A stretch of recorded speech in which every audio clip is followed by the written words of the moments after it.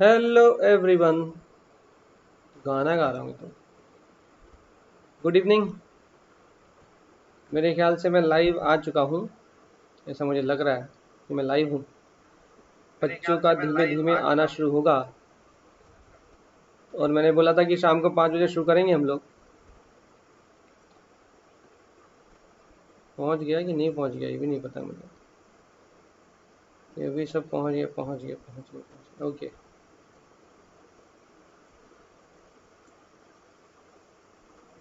ठीक है। Hello good evening. आवाज़ एकदम क्लियर है, कोई दिक्कत नहीं है। इंडियन पॉलिटी के 50 टॉप 50 प्रश्न करने वाले हम लोग। शाम का 5 बजे का समय मुझे नहीं पता सही है कि नहीं है, लेकिन शायद सही है। धीमे धीमे लोग आते हैं घूमते घूमते, तो टॉप 50 के लिए तैयार हो जाते हैं और उसको टॉप 50 को पढ़ना शुरू करते हैं। अंत तक बने रहेंगे, आपको फ़ायदा रहेगा, क्योंकि मैंने इसको बाईलैंग्वेज मतलब हिंदी इंग्लिश इस तरह से क्वेश्चन कर रखे हैं ताकि दोनों मीडियम के बच्चों को थोड़ा आसानी रहे। कहने को आप ये कह सकते हैं कि सर दोनों ही क्वेश्चन को हिंदी और इंग्लिश माध्यम में, एक ही क्वेश्चन को इंग्लिश और इंग्लिश में रखा करिए, हिंदी और इंग्लिश दोनों में रखा करिए। वो हो नहीं पाता किन्हीं कारणों से। तो मैंने जो भी क्वेश्चन अगर इंग्लिश में है तो मैं उसको ट्रांसलेट कर दूंगा। इतना टफ लेवल मैंने नहीं रखा है। इस टॉप 50 में जनरली जो क्वेश्चन है वो यूपीएससी और पीसीएस बेस्ड क्वेश्चन है। आप इन 50 क्वेश्चन को लगा ले गए तो आप ये पार्ट 1 है इंडियन पॉलिटी के 50 क्वेश्चन का। पार्ट 2 फिर आएगा। अगर आप इस पार्ट 1 में 50 में 25 प्लस या जितने क्वेश्चन हैं उसमें अगर आप 70% प्रश्न लगा ले जा रहे हैं तो आप मान के चलिएगा कि आपकी प्रिपरेशन पॉलिटी के लिए एकदम अच्छी चल रही है, कोई गड़बड़ नहीं हो रही है। लेकिन अगर आपका स्कोर 70% प्रश्न से नीचे चल रहा है, इसका मतलब है कि आपकी प्रिपरेशन सही तरीके से सही दिशा में नहीं है। ठीक, ये मैं मान के चल रहा हूँ कि धीमे धीमे बच्चे आएंगे। तो मैं शुरुआत करता हूँ उसी क्रम में। रुका हुआ हूँ इसलिए कि धीमे धीमे बच्चे जुड़ना शुरू हो जाते हैं, लापरवाह बच्चे हैं इसलिए। तो पहला प्रश्न करते हैं, नंबर वन प्रश्न पहला। जैसा मैंने बोला कि हिंदी और इंग्लिश पहले हिंदी में है, फिर बाद में अगला क्वेश्चन इंग्लिश में है, फिर हिंदी में। ऐसे मैंने दोनों मीडियम के लिए रखा हुआ है। क्वेश्चन कठिन नहीं है, इंग्लिश मीडियम वाले बिल्कुल इसको पढ़ सकते हैं। जैसे देखो अगला क्वेश्चन इंग्लिश में होगा, ये देखो इंग्लिश में है ना, तो लोड नहीं लेना बिल्कुल भी। लिखा हुआ है कि निम्नलिखित में संविधान के किस या किन भागों में कोऑपरेटिव सोसाइटीज सहकारी समितियों के विषय में उपबंध किए गए हैं। कौन कौन से संविधान के कौन से भाग हैं, पार्ट हैं जिनके अंतर्गत कोऑपरेटिव सोसाइटीज के बारे में लिखा हुआ है, उपबंध कुछ ना कुछ प्रोविजन किए गए। लिखा है संविधान का पार्ट 3 में ऐसा कुछ लिखा हुआ है, संविधान के पार्ट 4 में ऐसा कुछ लिखा हुआ है, संविधान के पार्ट 9B में ऐसा कुछ लिखा हुआ है, संविधान के पार्ट ये आपको दिख रहा है 4 का में कुछ ना कुछ लिखा हुआ है। आपको बताना है कि इसमें से कौन सा कथन सही है। ठीक, आपको बताना है इनमें से कौन सा कथन, सॉरी 14A, मेरे दिमाग में पता नहीं 4 का चल रहा है। 14A ये लिखा है, 14A में, संविधान के 14A में ये लिखा हुआ है कोऑपरेटिव सोसाइटी के प्रोविजंस इनमें से संविधान के किन भागों में लिखे हुए हैं। बच्चों ने आंसर देने शुरू कर दिए हैं, बच्चों ने आंसर देने शुरू कर दिए हैं। शुरुआत कहाँ से हुई ये देख लूँ मैं। ईशा चौहान जी ने कहा A option, Anmol Tiwari B, Anjali Pandey A, Sanjeev Kumar A. कोई बात नहीं, मैं सबके नाम भले ही ना ले पाऊँ। रवि सिंह ए, बहुत बढ़िया, तुमसे बात करते हैं। सरला दीक्षित, पूजा शुक्ला, शिवानी सिंह, ठीक है ठीक है। मधुसूदन श्रीवास्तव, अच्छा। बुलबुल मिश्रा नहीं आज दिखाई दे रही हैं। Jyotika Shukla ji good evening. शिवम मिश्रा सी, ठीक है। देखो इस चीज को स्वीकार करना बहुत जरूरी है कि प्रश्न देखने के बाद और उत्तर सुनने के बाद हो सकता है आपके मन में द्वेलन होने लगे कि नहीं, हमारे मास्टर साहब जी ने जो तो पढ़ाया हुआ है यही है, 100% यही है, और आप भाग जाएं क्योंकि आपको हार स्वीकार नहीं होगी। कुछ बच्चे, मैक्सिमम बच्चे आंसर गलत बता रहे हैं, आपको हार स्वीकार नहीं होगी। और जब आप हार स्वीकार नहीं करते तो आप भागते हैं क्योंकि उम्र कम होती है। ठीक, तो हार हार हार गए हैं ये मान लीजिएगा। जो लोग ऑप्शन ए कह रहे हैं वो एकदम गलत बोल रहे हैं, ए ऑप्शन सही नहीं है। जो ऑप्शन बी कह रहे हैं वो भी एकदम गलत है, बी ऑप्शन भी सही नहीं है। जो लोग डी कह रहे हैं एकदम गलत है, डी ऑप्शन भी सही नहीं है। जो लोग सी कह रहे हैं वो एकदम सही है, ऑप्शन सी इज करेक्ट। भाग 3 के अंतर्गत याद करो, फंडामेंटल राइट आर्टिकल 19 क्लॉज 1 का एफ क्लॉज कोऑपरेटिव सोसाइटी की बातें करता है। संविधान का भाग 4 डीपीएसपी में जब आप एंट्री करोगे तो डीपीएसपी में भी कोऑपरेटिव सोसाइटी की बात की जाती है। अभी मैं आर्टिकल दिखाऊंगा आपको। भाग 9B की बातें करोगे, 9B ये खासकर 97 संविधान संशोधन 97 कॉन्स्टिट्यूशनल अमेंडमेंट एक्ट के द्वारा पार्ट 9 में 9B जोड़ा गया, 9B जोड़ा गया स्पेशली फॉर सहकारी समितियां, कोऑपरेटिव सोसाइटी। हाँ 14A ये तो ट्रिब्यूनल की बातें करता है, इस पार्ट में सहकारी कोऑपरेटिव सोसाइटी की बातें नहीं की जाती। सही आंसर है ऑप्शन सी। ठीक, हो सकता है आप थोड़ा सा परेशान हो जाओ, लेकिन परेशान मत हो ना, चीजें कोई फाइनल एग्जाम तो चल नहीं रहा है, और अगर गलत हो गया तो कोई बात नहीं। ये जो क्वेश्चन 50 है ये इसलिए कराए जा रहे हैं कि जहां पे आप फंसते हो वहां पे आप फंसो नहीं, और एग्जामिनेशन सेंटर में अगर ऐसा क्वेश्चन दिखाई दे तो कम से कम सॉल्व हो जाए। यूपीएससी का यही लेवल है, यूपीएससी इसी लेवल पे चलती है। ठीक, यूपी पीसीएस क्या कर सकती है, वो मैचिंग करा देगी, वो मैचिंग करा देगी, लिख देगी यहाँ 14A के सामने लिख देगा ट्रिब्यूनल, 9B के सामने लिख देगा कि पंचायत, 4 के जानबूझ के लिखेगा 9B के साथ। कुछ बच्चों को हो सकता है कंफ्यूजन हो, उनका कहना हो कि सर 9 में 9A में सर पंचायत है, 9B में सर म्युनिसिपालिटी है। आप तो गलत बता रहे हैं, मैं चिल्ला चिल्ला के बता चुका हूँ। पंचायत को जब हिंदी में ऐसे पंचायत लिखा जाता है, पा से 5 चा से 4 दोनों को जोड़ा 9, 9th part of the Indian constitution talks about panchayat, और 73वें संविधान संशोधन 73rd कॉन्स्टिट्यूशनल अमेंडमेंट के द्वारा नवा पार्ट जोड़ा गया, जिसमें 243 से 243 ओ तक आर्टिकल जोड़ दिए गए। जो बोल रहा हूं उसको जरूर सुनना, उसको जरूर सुनना। 9 में म्युनिसिपालिटी है, 9 में कोऑपरेटिव सोसाइटी है, जो कि 97 संविधान संशोधन 97 कॉन्स्टिट्यूशनल अमेंडमेंट एक्ट के द्वारा जोड़ा गया। ठीक, सही आंसर है सी। यही सॉल्यूशन लिखा हुआ है कि 19(1) के सी में ये सहकारी समिति का वर्णन मिलता है, 43B में सहकारी समिति का वर्णन मिलता है, 2011 का 97 कॉन्स्टिट्यूशनल अमेंडमेंट के द्वारा 9 खा को जोड़ दिया गया। यहाँ पे 19(1) सी है, अगर मैंने एफ बोल दिया तो उसको सही कर लेना, सी है। ठीक है, मैंने एफ बोल दिया होगा शायद, सी है। आगे चल रहे लिखा हुआ अगला क्वेश्चन, और बहुत शालीनता से पढ़ना, मैं हिंदी में इसको ट्रांसलेट कर दूंगा। विच of the following bodies do not find mention in the constitution, इनमें से कौन संविधान में वर्णित नहीं है। पहला, नेशनल डेवलपमेंट काउंसिल, राष्ट्रीय विकास परिषद, नीति आयोग, क्षेत्रीय परिषद, जोनल काउंसिल। इनमें से कौन सी वह संस्था है या संस्थाएं हैं जो संविधान में वर्णित, मेंशन ही नहीं की गई, मेंशन नहीं की गई। लिखा हुआ है national development council, NITI Aayog, zonal council. इस प्रश्न के अंदर ही एक प्रश्न छुपा है जो मैं आपको थोड़ी देर में बताऊंगा, जो पीसीएस खासकर सिंगल लाइन में पूछती है। यहाँ पे मैंने मल्टीपल स्टेटमेंट में रखा हुआ है, तो आपको बताना है इनमें से कौन है जो संवैधानिक संस्था के अंतर्गत नहीं आती। तो आप आंसर अगर देंगे डी सी।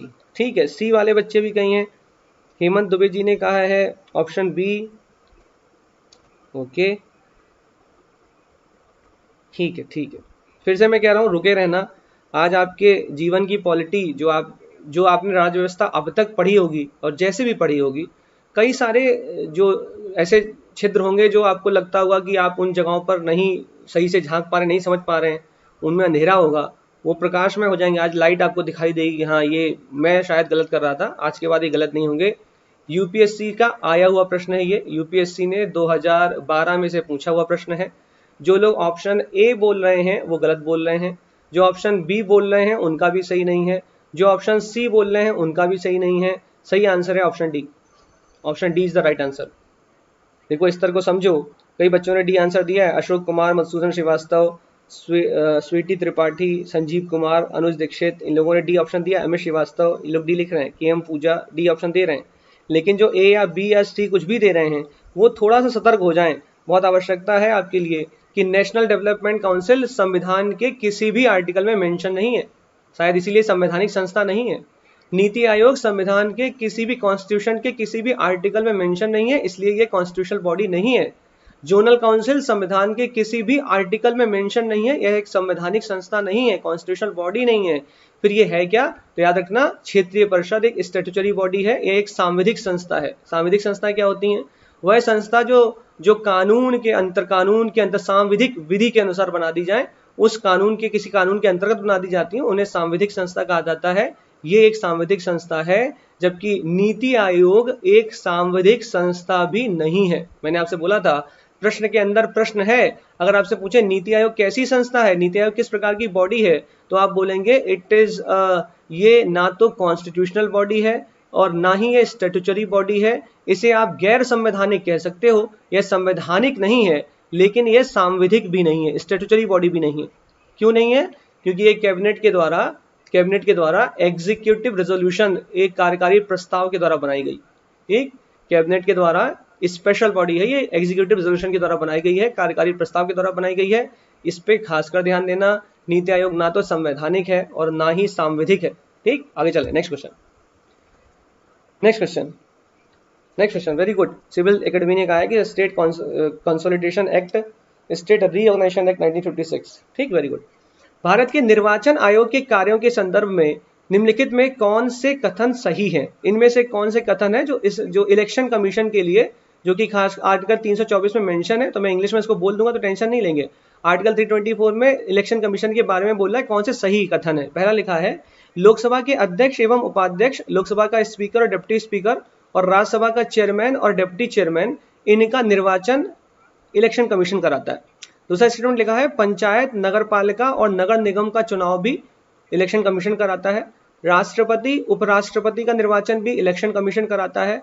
फोर्थ स्टेटमेंट लिखा है, संसद एवं राज्य के विधानमंडलों के सभी चुनाव करवाना यह इलेक्शन कमीशन का काम है। आपको बताना इनमें से कौन सा कथन सही है।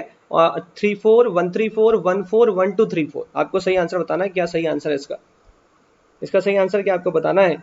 129 में से 3 बच्चे चले गए हैं, मुझे पता है, मैं फिर से बोल रहा हूँ। ये वो दौर है जिस कच्ची उम्र से आप गुजर रहे होते हैं, उसमें सबसे बड़ी प्रॉब्लम ये होती है कि आप हार स्वीकार नहीं कर पाएंगे।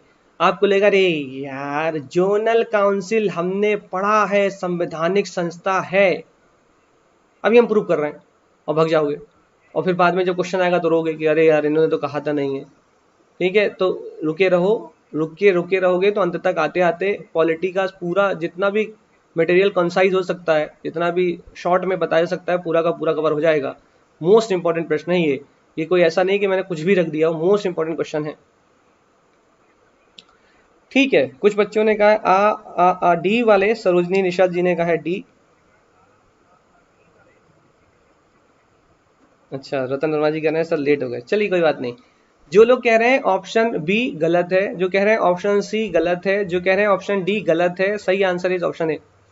ऑप्शन ए मैं अपनी क्लास में कई बार बोल चुका हूं कि इलेक्शन कमीशन का काम क्या है। इलेक्शन कमीशन जो कि एक संवैधानिक संस्था है, आर्टिकल 324 में इसका वर्णन है। इसका काम है राष्ट्रपति, उपराष्ट्रपति, लोकसभा, राज्यसभा, विधानसभा, विधान परिषद, इनका चुनाव कराना, यह चुनाव आयोग का काम है। जबकि पंचायत और म्युनिसिपैलिटी का चुनाव स्टेट इलेक्शन कमीशन कराती है, राज्य का चुनाव आयोग कराती है, जो कि आर्टिकल 243 के अंतर्गत वर्णित है। ठीक है, state election commission is mentioned under article 243 के, जिसका काम है पंचायत और म्युनिसिपैलिटी का चुनाव कराना, पंचायत और नगर पालिका का चुनाव कराना। इलेक्शन कमीशन राष्ट्रपति का, उपराष्ट्रपति का, लोकसभा का, राज्यसभा का, विधानसभा का, विधान परिषद का चुनाव कराती है। बाकी संस्थाओं का चुनाव स्टेट इलेक्शन कमीशन के द्वारा कराया जाता है। लोकसभा का स्पीकर, ये जो लिखा हुआ है, इसको लोकसभा का स्पीकर के चुनाव के लिए राष्ट्रपति के द्वारा तिथि को नियत किया जाता है और लोकसभा के मेंबर अपने बीच में से किसी एक व्यक्ति को लोकसभा के अध्यक्ष के रूप में चुन लेते हैं। यह कन्वेंशन है, यह सामान्यता होता है कि लीडर पार्टी का ही कोई मेंबर लोकसभा का अध्यक्ष बनता है। ये कन्वेंशन है, ठीक, कन्वेंशन है, ऐसा कहा जाता है। तो हम लोग आगे चल रहे हैं, नेक्स्ट क्वेश्चन कर रहे हैं। अगला चले, नेक्स्ट क्वेश्चन लिखा है, consider the following statement attorney general of India can. आपको स्टेटमेंट कंसीडर करने और बताना इनमें से कौन से सही स्टेटमेंट है। भारत का महान्यायवादी क्या कर सकता है। लिखा है पहला स्टेटमेंट, ये भारत का महान्यायवादी लोकसभा की जो प्रोसीडिंग होती हैं, जो लोकसभा में सदन में चल रही बैठकें होती हैं, उनमें पार्टिसिपेट कर सकता है। दूसरा statement, it be a member of committee of Lok Sabha, यह लोकसभा की समिति का सदस्य हो सकता है। कैन भी लिखा है, हो सकता है। Speak in the Lok Sabha, vote in the Lok Sabha. अच्छा, चौथा स्टेटमेंट, ये चौथा है, मैं इसको नीचे लाना भूल गया। तीसरा स्टेटमेंट है लोकसभा में बोल सकता है, और चौथा स्टेटमेंट है यह लोकसभा में वोट कर सकता है। आपको बताना है कौन से कथन सही हैं। 1 ओनली, 2 4, 1 2 3, 1 and 3। आपको बताना है कौन से कथन सही हैं, कौन से कथन सही हैं इसमें कि भारत का महान्यायवादी जिसका वर्णन आर्टिकल 76 के अंतर्गत किया हुआ है। और मैंने अपनी क्लास में आपको बता रखा है कि जब आप आर्टिकल 76 पढ़ेंगे तो आर्टिकल 88 भी पढ़ेंगे और आर्टिकल 105 भी पढ़ेंगे। ये तीनों ही आर्टिकल अटॉर्नी जनरल से संबंधित हैं। ये मैं आपको बता चुका हूँ कि भारत के महान्यायवादी के संबंध में इनमें से कौन से कथन सही हैं। पहला कथन लिखा है लोकसभा की प्रोसीडिंग बैठक में बैठ सकता है। दूसरा लिखा है वह लोकसभा की समिति का मेंबर भी हो सकता है। तीसरा लिखा है वह लोकसभा में बोल सकता है। चौथा लिखा है कि वह लोकसभा में वोट भी कर सकता है। आपको बताना है कौन से सही हैं। कविता सेन जी का मुझे ऑप्शन दिखा कि कांट वोट, ऐसा उन्होंने लिखा हुआ है। और कई बच्चों का आंसर है ए ए ए ए ए ए, क्योंकि उनको लगता है कि ए ही सही है, बस बाकी सब गलत है। आपने मेरे साथ क्लास करी होगी तो मेरे ख्याल से आपको ये क्वेश्चन, जो मेरे वाले बच्चे हैं जिनके आंसर मैं देख रहा हूँ सब लाइन से सही दे रहे हैं, कोई भी गलत नहीं बताना चाह रहा है, जो खासकर मेरे साथ पढ़े हुए बच्चे हैं।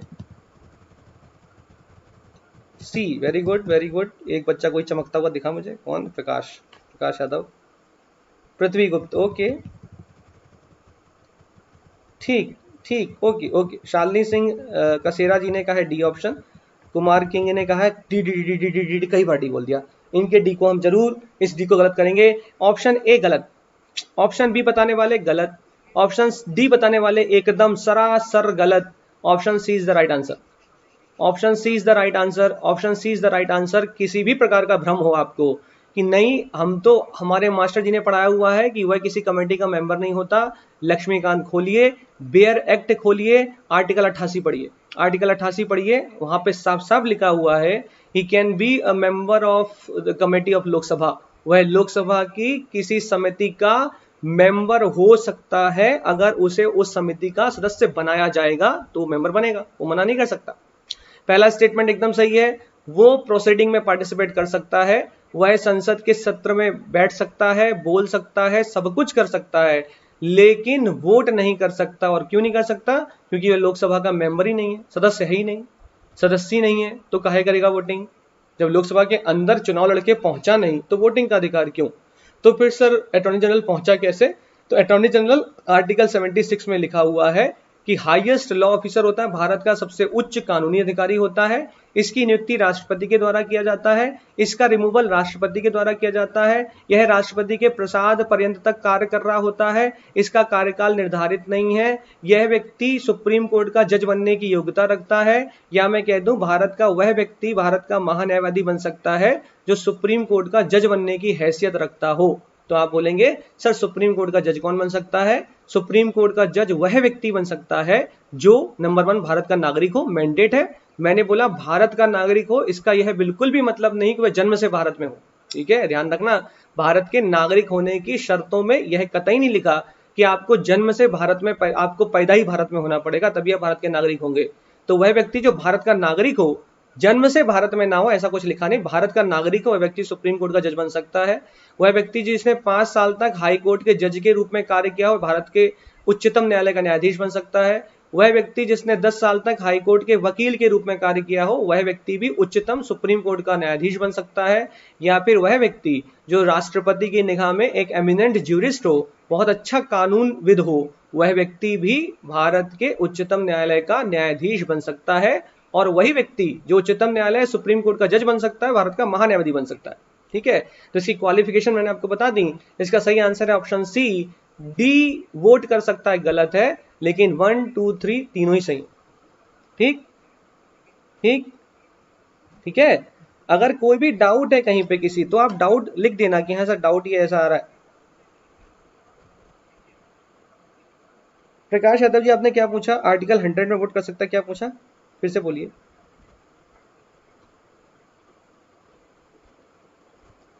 फिर से बोलिए, प्रकाश कुछ बोला है सर। ऑप्शन 2 सबको कंफ्यूजन हुआ होगा बाकी लोगों का। अच्छा क्या है? अच्छा आर्टिकल 100 क्या पूछा आपने, वो पूछिए, जल्दी जल्दी लिखिए जल्दी। Simpy Singh ji, chief justice of India का सिलेक्शन कोलिज्म के द्वारा नहीं होता, ये भ्रम है, आपने पाल लिया है। Chief justice of India, Bharat के मुख्य न्यायाधीश की नियुक्ति कोलिज्म सिस्टम के द्वारा कतई नहीं होती। ये भारत के न्यायाधीश की नियुक्ति होती है, सुप्रीम कोर्ट के न्यायाधीश की नियुक्ति होगी, लेकिन भारत के मुख्य न्यायाधीश की नियुक्ति वह व्यक्ति भारत का मुख्य न्यायाधीश बनता है जो सबसे ज्यादा सीनियर मोस्ट सुप्रीम कोर्ट जज होता है, जो सबसे ज्यादा वरिष्ठ है सुप्रीम कोर्ट में, वो बनता है। उसके लिए कोलेजियम प्रणाली नहीं है सीजेआई के लिए, ध्यान रखिए इस चीज को, गलत मत करिए, गलत मत पढ़िए। जब होता है तो वोट कर सकते हैं पार्लियामेंट में। इक्वल वोट की कंडीशन में, एक बच्चे ने पूछा सर जब इक्वल वोट होगा, मैं इस चीज को क्लियर कर देता हूँ। पहली बात तो ये, भारत का महान्याय, कमेंट मत करिए, लगातार आप कमेंट करते जाएंगे तो मैं कमेंट पे ध्यान दूंगा। भारत का महान्यायवादी, क्योंकि वह लोकसभा का मेंबर ही सदस्य नहीं है, तो किसी भी दशा में वोट नहीं कर सकता, चाहे तूफान आ जाए, चाहे पृथ्वी उल्टी हो जाए, वोट नहीं कर सकता वो।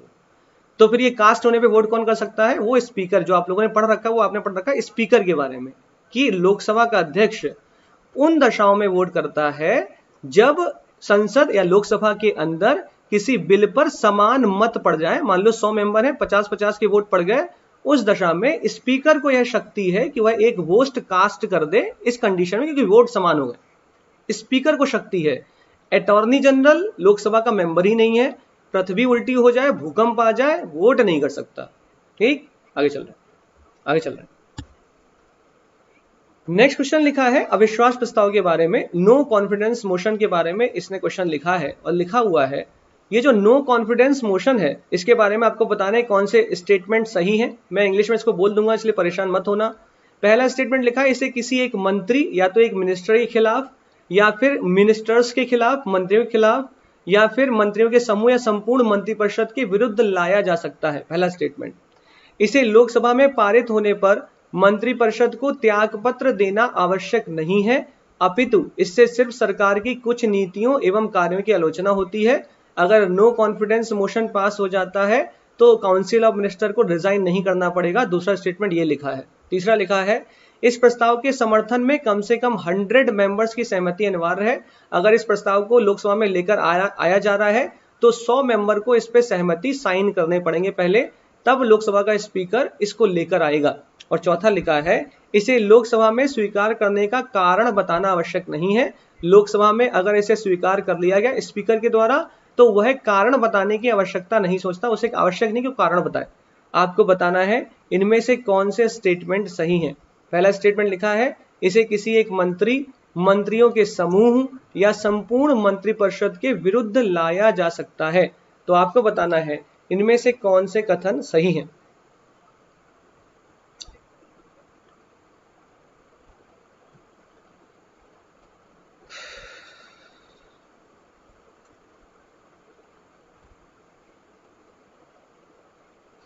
बी और सी और बी वाले बहुत बच्चे हैं जो 1, 1 और 3 सही है पूछा है, गलत नहीं पूछा है, सही पूछा। कौन सा कथन सही है पूछा है? बी। अच्छा, बी वाले बहुत सारे बच्चे हैं, पता नहीं बी क्यों बता रहे हैं, और क्यों बता रहे हैं मैं तो ये समझ नहीं पा रहा हूँ कि बी क्यों बताना चाहते हैं वो। अच्छा, बी वाले बहुत बच्चे हैं, बहुत बच्चे हैं बी। ठीक है, सरोजनी निषाद जी डी दिखी, एक और इन्होंने क्वेश्चन दिया, सेवा परमो धर्मा बी। कोई बात नहीं, मैं फिर से बोल रहा हूँ, जितने बच्चे हैं यहाँ पर वो बिल्कुल भी इस बात का लोड नहीं लेंगे कि सर क्वेश्चन गलत हो रहे हैं, हमने क्या गलत पढ़ लिया है, इस चीज़ का लोड नहीं लेंगे। आज गलत हो जाए कोई बात नहीं, लेकिन आज के बाद गलत नहीं होना चाहिए, ये इंपॉर्टेंट है। एग्जामिनेशन हॉल में गलत नहीं होना चाहिए, ये इंपॉर्टेंट है। जिन्होंने ऑप्शन ए बोला वो सरासर गलत है, जिन्होंने ऑप्शन बी बोला सरासर गलत है, जिन्होंने ऑप्शन डी बोला सरासर गलत है। तो सही कौन है? Option C is correct, option C is correct. मैं एक बता रहा हूँ, ये यूपीएससी के प्रश्न हैं, यूपीपीसीएस के प्रश्न हैं, आपने जो पढ़ा है उनसे अलग चलेंगी चीजें। देखो कब आता है नो कॉन्फिडेंस मोशन, अविश्वास प्रस्ताव कब लेकर आओगे, कब आएगा अविश्वास, पहले इसको समझो, इसको समझना बहुत जरूरी, तब आंसर पे पहुंचोगे। अविश्वास प्रस्ताव तब आता होगा जब विश्वास खत्म हो जाता होगा, और विश्वास किसका खत्म होता होगा? तो विश्वास खत्म होता होगा मंत्रिपरिषद का, और ये मंत्रिपरिषद कौन है? तो इसे हम लोग कहते हैं काउंसिल ऑफ मिनिस्टर। ये कौन है साहब? ये वह संस्था है जिसका वर्णन आर्टिकल 74 के अंतर्गत करा गया है। ये सर आर्टिकल 74 क्या है? आर्टिकल 74 में लिखा हुआ है, there shall be a council of minister, एक मंत्रिपरिषद होगी, with its head prime minister, जिसका मुखिया प्रधानमंत्री होगा, it will aid and advise to the president, यह राष्ट्रपति को सलाह मशवरा देगी। अब आप कमेंट करोगे तो मैं कमेंट पे ध्यान दूंगा, पूरा सुनो, सुन लोगे तो फिर ये जो जीवन भर का कष्ट है पॉलिटी को लेकर वो निपट जाएगा। नहीं सुनोगे तो इस क्वेश्चन में खुश होते रहोगे, अरे अरे थोड़ा सा चूक गए, बस थोड़ा चूक गए, वरना 4 बता रहे थे, थोड़ा चूके हैं बस, ये मत करो। काउंसिल ऑफ मिनिस्टर का वर्णन कहाँ पे है? आर्टिकल 74 में लिखा हुआ है कि एक मंत्रिपरिषद होगी जिसका मुखिया प्रधानमंत्री होगा और यह मंत्रिपरिषद राष्ट्रपति को सलाह मशवरा करे, राष्ट्रपति को सलाह एड एंड एडवाइस करेगी। ठीक, ये मंत्रिपरिषद के खिलाफ ही अविश्वास प्रस्ताव तो लेकर आओगे। क्यों लेकर आओगे? क्या हुआ कि मोदी सरकार के एक मंत्री के द्वारा संसद के अंदर एक बिल लेकर आया गया जिसे हम लोग कहते हैं पब्लिक मेंबर बिल। ऐसा बिल जो सरकार के किसी मंत्री के द्वारा लेकर आया जाए उसे पब्लिक मेंबर का बिल कहा जाता है, पब्लिक मेंबर बिल कहते हैं उसको। जबकि प्राइवेट मेंबर बिल का मतलब होता है कि उन मंत्रियों के अलावा अन्य किसी व्यक्ति के द्वारा लेकर आया जाए तो उसे हम लोग कहते हैं प्राइवेट मेंबर बिल। इन दो टर्म को याद रखना। वह पब्लिक मेंबर बिल जो कि सरकार के मंत्री के द्वारा लेकर आया जा रहा है। नितिन गडकरी जी एक बिल लेकर आ गए, सरकार में मंत्री, काउंसिल ऑफ मिनिस्टर के अंदर बैठते हैं, मंत्रिपरिषद के सदस्य हैं, मंत्री हैं, उनके द्वारा एक बिल लेकर आया गया और उनके द्वारा लाया हुआ बिल उस संसद के अंदर जितनी वोट के साथ पास होना चाहिए था, जो रिक्वायरमेंट थी उस बिल के पास होने की, वो वोट नहीं मिल पाया। फॉर एग्जाम्पल अगर संसद के अंदर बैठे हुए लोगों की संख्या मैं 100 कहूं और इस वोट को पास होने के लिए 51 मत चाहिए थे, नितिन गडकरी जी बिल लेकर आए, इनको वोट मिले सिर्फ 40। इसका मतलब उस पब्लिक मेंबर बिल जो उस मंत्री के द्वारा अपनी सरकार के द्वारा बिल लेकर आया गया था, उस बिल की संसद में हार हो गई। इसका मतलब अपने ही प्रधानमंत्री पर या अपने ही मंत्री पर सरकार को अपने पे ही विश्वास नहीं है, लोगों को उसी सरकार पे विश्वास नहीं है, मंत्रिपरिषद के अंदर बैठे लोगों को भी विश्वास नहीं है। तो क्या लेकर आएगा विपक्ष? लेकर आएगा अविश्वास प्रस्ताव, क्योंकि विश्वास नहीं है। और किसके खिलाफ लेके आएगा? मंत्रिपरिषद के खिलाफ लेके आएगा, मंत्रिपरिषद के खिलाफ लेके आएगा। और अगर ये अविश्वास प्रस्ताव संसद के अंदर, लोकसभा के अंदर पास हो गया, अगर पास हो गया तो मंत्रिपरिषद को इमीडिएट इफेक्ट से इस्तीफा देना पड़ेगा, प्रधानमंत्री को अपनी कुर्सी छोड़नी पड़ेगी। ठीक है, इसलिए चौथा स्टेटमेंट लिखा हुआ, तीसरा स्टेटमेंट लिखा हुआ है कि 100 सदस्यों की सहमति अनिवार्य है। नहीं, 50 सदस्यों की सहमति के साथ एक पन्ने पे लिख के दिया जाए कि हम चाहते हैं कि सरकार के विरुद्ध अविश्वास प्रस्ताव लेकर आया जाए। स्पीकर के पास वो पन्ना पहुंचेगा, 50 लोगों का अनुमोदन, उसमें साइन होगा। स्पीकर चाहे तो उस अविश्वास प्रस्ताव के लिए प्रोसीडिंग को स्टार्ट कर देगा, इसके लिए वह कारण बताने के लिए बाध्य नहीं है। ठीक, ऑप्शन 4 इज सही, बाकी सारे ऑप्शन गलत है, बाकी सारे ऑप्शन सही हैं, बाकी सारे ऑप्शन गलत है। ठीक, ध्यान रखना इस चीज को, भूलना मत। कॉन्फिडेंस मोशन, एक और चीज ध्यान रखना, आगे जाके एक प्रश्न भी आएगा, पहले करो तब याद आएगा, एक प्रश्न आगे जाके चलता है। अगला क्वेश्चन है, उसको ध्यान से पढ़ना। वो क्वेश्चन कॉन्फिडेंस मोशन का, नो कॉन्फिडेंस अविश्वास प्रस्ताव के बारे में लिखा है। यूपीएससी ने 2015 में क्वेश्चन पूछा, मैंने आगे मेंशन किया हुआ है, तो आप उसको ध्यान से पढ़ना। जो मैंने अब तक बोला उससे इतर जाके एक फैक्ट अभी आपको और मिलेगा। अगला क्वेश्चन है, Which of the following are included in the original jurisdiction of the Supreme Court? इनमें से कौन उच्चतम न्यायालय के मूल अधिकार क्षेत्र के अंतर्गत आता है? ये उसका अपना अधिकार क्षेत्र है। ओरिजिनल का मतलब ये सिर्फ और सिर्फ ये शक्ति सुप्रीम कोर्ट के पास है और कोई इस शक्ति का प्रयोग नहीं कर सकता। क्या लिखा है? पहला स्टेटमेंट, डिस्प्यूट अगर हो जाए सरकार के बीच में और राज्य के बीच में या राज्यों और सरकार के बीच में, dispute regarding election to either house of the parliament और that of legislature of the state, ऐसा विवाद हो जाए जो कि इलेक्शन से संबंधित हो, लोकसभा के इलेक्शन से, चाहे तो राज्यसभा के इलेक्शन से या राज्य की विधानमंडल से। तीसरा स्टेटमेंट, ऐसा विवाद जो भारत सरकार और यूटी के बीच में हो जाए। चौथा स्टेटमेंट, ऐसा विवाद जो 2 या 2 से अधिक राज्यों के बीच में हो जाए। इन विवादों में सिर्फ और सिर्फ सुप्रीम कोर्ट को ही जुरिस्डिक्शन, अपना मतलब उसको जुरिस्डिक्शन मतलब उसके बारे में निर्णय सुनाने का अधिकार है। ये सिर्फ और सिर्फ सुप्रीम कोर्ट के पास निर्णय है और कोई कोर्ट इसको नहीं कर सकता लागू। तो बताइए कौन सा केस है ये? इन 4 केसेस में किन केस की बात की जा रही है जहां पे सुप्रीम कोर्ट के द्वारा मूल अधिकार क्षेत्र का प्रयोग करते हुए विवादों का निपटान करते हैं? कौन केसेस हैं, कौन से केसेस हैं? ऑप्शन सी, वेरी गुड। ये हमारे बच्चे हैं जो खतरनाक तरीके से आंसर में कूद गए हैं। अब विदे वाले बच्चे भी आंसर दें, बिल्कुल घबराएं नहीं, आपके आंसर गलत होने से फर्क नहीं पड़ता। आपने आंसर दिया इसका मतलब आपने अटेम्प्ट किया, और आपने अटेम्प्ट किया ये बहुत बड़ी बात है। उसके बाद आंसर क्या होगा तो बात की बात है। राम करण लोधी जी, ओके। अभिनव पांडे, वेरी गुड, ठीक है। स्टडी बाय हिमांशु सर, ठीक ठीक ठीक। राम लखन लोधी जी, आपका मैंने आंसर देख लिया। आरती मौर्य, काशीनाथ शुक्ला, ठीक है, कोई बात नहीं। कई बच्चों का आंसर सही है। डिस्ट्रक्शन डी, डिस्ट्रैक्ट हो गए ये। बंटी दुबे जी डी, कोई बात नहीं, ठीक है ठीक है, मैं आंसर देता हूँ। जिनका ऑप्शन ए है गलत है, जिनका ऑप्शन बी है गलत है, जिनका ऑप्शन डी है गलत है, option C is the right answer.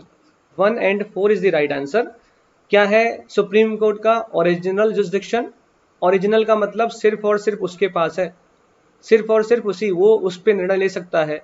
कब? ऐसी दशाओं में जब केंद्र सरकार या राज्य सरकार या राज्य सरकारों के बीच में लड़ाई झगड़ा हो जाए, उन विवादों का निपटारा सिर्फ और सिर्फ सुप्रीम कोर्ट कर सकता है, हाई कोर्ट भी नहीं कर सकता।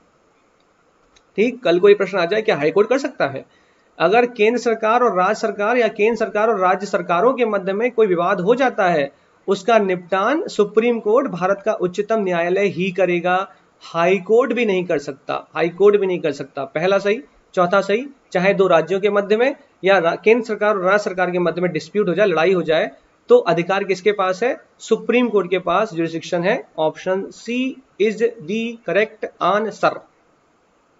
ठीक, आगे चले, आगे चले। नेक्स्ट मनोज कुमार यादव जी, आपकी कमेंट देखी, मैं नाम नहीं ले पाता हूँ, मैं देख लेता हूँ, ऐसा नहीं होता। आपने सी ऑप्शन बोला, मुझे पता है, मुझे नाम मैं देख लेता हूँ तो मुझे याद हो जाता है कि हाँ नाम बोला, ये बच्चे ने बोला हुआ। अगला क्वेश्चन है, which one of the following is the largest committee of the parliament? इनमें से कौन सी कमेटी, समिति सबसे बड़ी समिति है संसद की? लिखा है number 1 committee on public account, number 2 committee on estimate, जिसे प्राक्कलन समिति कहते हैं, इसे हिंदी में कहते हैं प्राक्कलन समिति, हिंदी में जो बच्चे होंगे उनके लिए दिक्कत होगी, प्राक्कलन समिति। Committee on public undertaking, committee on petitions लिखा हुआ है, कमेटी ऑन लोक लेखा समिति और लोक उपक्रम उप समिति, ये लोक उपक्रम है, इसे कहते हैं लोक उपक्रम समिति, उपक्रम, ये है लोक लेखा समिति। मैं हिंदी में लिख दे रहा हूं ताकि हिंदी मीडियम वालों को ये ना लगे कि हमारे साथ धोखा हो रहा। लोक लेखा समिति, इनमें से कौन सी समिति सबसे बड़ी समिति है? सबसे बड़ी समिति का मतलब है कि उसके अंदर मेंबर की संख्या ज्यादा होगी। तो मेरे ख्याल से अगर आपके सर के द्वारा ये समितियां नहीं पढ़ाई गई हैं तो मैं आज इस प्रश्न को जरूर करा देता हूं, ताकि कम से कम यही प्रश्न बार बार हर एग्जाम में आएगा, चाहे वो वनडे एग्जाम हो, चाहे यूपी पीसीएस का एग्जाम हो, चाहे यूपीएससी, चाहे यूपी ट्रिपल एससी हो, सामान्यतः यही प्रश्न बार बार पूछा जाता है कि बताइए संसद की सबसे बड़ी कमेटी इनमें से कौन है। इसमें एक कमेटी जो कि कंप्ट्रोलर एंड ऑडिटर जनरल, जो हमारे महानियंत्रक होते हैं, वो आंख और नाक और कान, आंख कान होते हैं किसी समिति के। क्या है कि इनमें से किसी संस्था का आंख नाक कान होता है, ठीक, सहायता करता है उनको ऑडिट करने में। तो ये कमेटी ऑन पब्लिक अकाउंट्स बिल्कुल नहीं है, ये पब्लिक अंडरटेकिंग बिल्कुल नहीं है, ये पिटीशन बिल्कुल नहीं है। सही आंसर क्या है? Option b estimate committee. मैं देखूं कितने लोगों ने सही आंसर दिया है, कितने लोगों ने सही आंसर दिया। मनोज कुमार यादव जी ने दिया है, Gaurav Mehra, John Mathai, very good, ठीक ठीक। पूजा शुक्ला जी बिल्कुल एकदम, ये इस चीज को एकदम गांठ बांध के रखिए, आज गलत हो गया कोई बात नहीं, कल गलत नहीं होना चाहिए।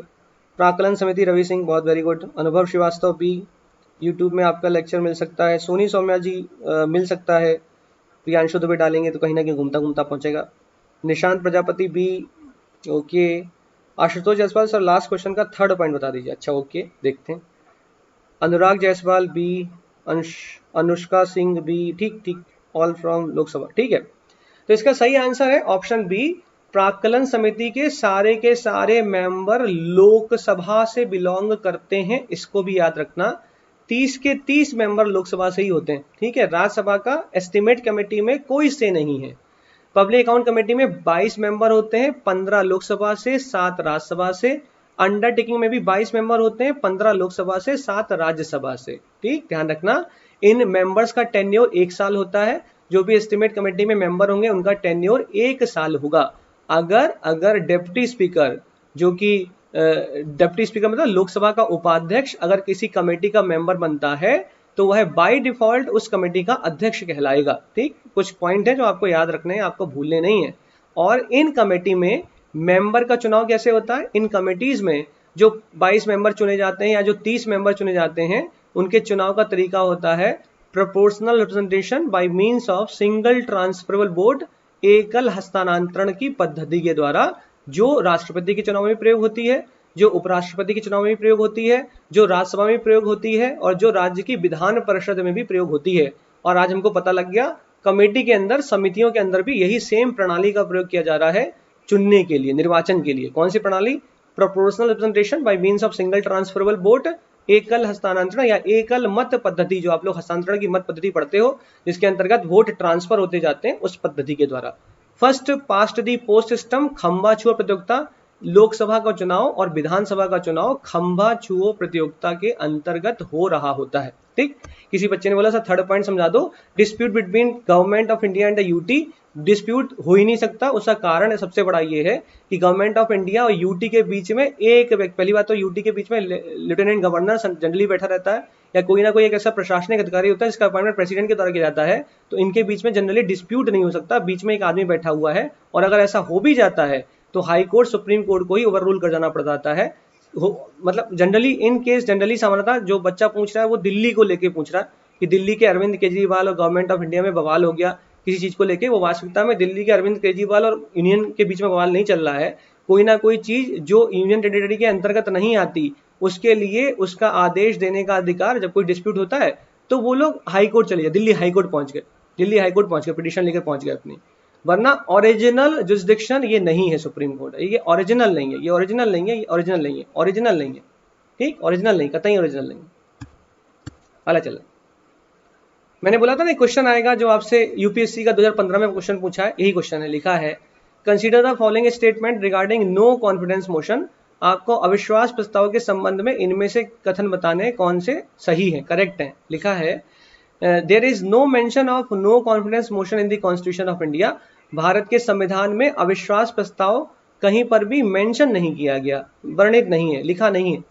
A motion of no confidence can be introduced in the Lok Sabha only, ये जो अविश्वास प्रस्ताव का मोशन प्रस्ताव है यह सिर्फ और सिर्फ लोकसभा में ही आ सकता है। ध्यान रखना, लिखा है सिर्फ और सिर्फ, ओनली शब्द को पकड़ना, ओनली लिखा हुआ है। खेलना चाहता है वो आपके साथ, आपकी भावनाओं के साथ खेल रहा है, यूपीएससी आपकी भावनाओं के साथ खेलना चाहता है। वो चाहता है कि आप इस क्वेश्चन को अटेम्प्ट करें और अटेम्प्ट करके डूब जाएं, तो वो चाह रहा है कि आप क्वेश्चन अटेम्प्ट करें। Option a b c d, तो कोई बच्चे बता रहे हैं, कोई बता रहा है सी है, कोई बता रहा है बी है। मैं सबके नाम तो ले नहीं सकता, लेकिन कुछ के नाम ले दूंगा। रश्मि तिवारी जी ने कहा है प्राक्कलन समेत, अच्छा वो पुराना बोल दिया उन्होंने। गौरव प्रताप सिंह ने कहा है बी, अरुण सिंह ने कहा है बी, सुचि सिंह ने कहा है डी, शिवम मिश्रा ने कहा है b, Pramod Maurya c, Pooja Shukla c, Rachna Rawat b, Yogesh Chandra d, Prakhar Srivastava d, Manoj Kumar Yadav ji b, Simpy Singh ने बी। कई लोगों के आंसर, अड्डा वाले भी भाई साहब, अड्डा 365 डी। ठीक, Sunil Ray C, Pooja Singh ji D, princess D, Soni Saumya A, ठीक है, Seva Paramo Dharma B, Gaurav Mehra online Lok Sabha, very good. चले अब आंसर देख लेते हैं, नरसिंह यादव सी। चलो आंसर देख लेते हैं, अब आंसर देख लेते हैं क्या है सही, क्या है। पहला लिखा हुआ है there is no mention of no confidence motion in the constitution, 100%, 2000% ये स्टेटमेंट एकदम सही लिखा हुआ है, 2000% सही स्टेटमेंट लिखा है। भारत के संविधान के किसी भी आर्टिकल में अविश्वास प्रस्ताव जैसे शब्द को नहीं वर्णित, लिखा नहीं गया। ठीक, 200% सही लिखा। ठीक, a motion of no confidence can be introduce in the Lok Sabha only, अविश्वास प्रस्ताव आप उस जगह पर लेकर आ सकते हैं जहां पर चुनाव प्रत्यक्ष रूप से होता होगा, वह है लोकसभा, लोअर हाउस, निम्न सदन। जहां पर क्यों, ऐसा क्यों सर, लोकसभा में ही लेकर क्यों आ रहे हो, ये प्रस्ताव राज्यसभा में लेकर क्यों नहीं आ जाते हो? ये जो नो कॉन्फिडेंस मोशन है, अविश्वास प्रस्ताव है, ये राज्यसभा में लेकर भी आओ ना, लोकसभा में लेकर क्यों आते हैं सिर्फ और सिर्फ? इसका कारण क्या है? तो याद रखना, आर्टिकल 75 अनुच्छेद 75 चिल्ला के कहता है, क्या कहता है कि council of minister is collectively responsible to Lok Sabha, मंत्रिपरिषद सामूहिक रूप से लोकसभा के प्रति जिम्मेदार है, राज्यसभा के प्रति जिम्मेदारी नहीं उसकी जिम्मेदारी लोकसभा के प्रति है। उसकी जिम्मेदारी पार्लियामेंट के खिलाफ, पार्लियामेंट के प्रति नहीं है, उसकी जिम्मेदारी लोकसभा के खिलाफ है, लोकसभा के प्रति जिम्मेदार है, वो रिस्पॉन्सिबल है, इसके लिए रिस्पॉन्सिबिलिटी है। तो प्रस्ताव किसके खिलाफ लेकर आओगे? इसके खिलाफ, लोकसभा के खिलाफ, लोकसभा के अंदर लेके आओगे प्रस्ताव। कौन सा? No confidence motion. किसमें, कहां पे आ सकता है? सिर्फ और सिर्फ लोकसभा में आ सकता है, राज्यसभा में नहीं आ सकता। सही आंसर क्या है? ऑप्शन सी। ठीक है, option C is the right answer. बाकी जो भी आपने आंसर बताया बिल्कुल टेंशन नहीं लेंगे, आराम से चलेंगे, नेट एकदम सही आ रहा है हमारा, कोई टेंशन नहीं हो रही है। मनोज कुमार यादव जी कोई बात नहीं, गलत हो गया तो अच्छी बात है, तो अच्छा है, गलत होने का मतलब है अच्छा। सर महाभियोग ला सकते किसी भी सदन में 150, स्टडी बाय हिमांशु सर, आप क्या पूछा है? मैं एकदम बिल्कुल, महाभियोग का टर्म आपने यूज किया, तो ये महाभियोग तो राष्ट्रपति के लिए प्रयोग होता, बाकी के लिए प्रयोग नहीं होता। तो अब मैं कंफ्यूज जाऊंगा कि आपने पूछा क्या। चलें नेक्स्ट, नेक्स्ट चलें। सरला दीक्षित जी, आपकी कमेंट आपकी इस बार देख लेंगे। ओके, इस बार देखते हैं आपकी कमेंट क्या है। इस बार क्वेश्चन पूछता हूँ तो आप बोलोगे तो मैं कमेंट देखता हूँ। ठीक, चलें नेक्स्ट क्वेश्चन। नेक्स्ट बहुत प्यारा प्रश्न है और बहुत इंपॉर्टेंट, मोस्ट की पावर 100 इंपॉर्टेंट प्रश्न है। अगर आप अगला कोई भी एग्जाम देने जा रहे हैं, इस प्रश्न के आने की संभावना बहुत बनेगी। पंचायत के चुनाव रिसेंटली हुए इसलिए आएगा, और कोई कारण नहीं। लिखा है the minimum age prescribed for any person to be a member of panchayat is 25 year. वो कहना चाहता है जैसे लोकसभा में मेंबर की उम्र 25 साल होनी चाहिए, राज्यसभा में 30 साल होनी चाहिए, वैसे पंचायत में उम्र 25 साल लिखी हुई है। ठीक, पंचायत में कम से कम उम्र लिखी 25 साल उस मेंबर की जो पंचायत का चुनाव लड़ रहा है। ठीक, दूसरा, a panchayat reconstituted after premature dissolution continues only for the reminder period. अगर कोई पंचायत है जो कि रिकॉन्स्टिट्यूट हुई है भंग होने के उपरांत, एक बार भंग हो गई, उसके उपरांत अगर वह फिर से रिकॉन्स्टिट्यूट, फिर से बनाई गई है, तो रिमेनिंग टाइम के लिए ही उसका कार्यकाल होगा जो बचा। फॉर एग्जाम्पल मैं इसको समझा, स्टेटमेंट 2 समझा देता हूँ, तो आपको खुद समझना चाहिए, मैं समझा देता हूँ।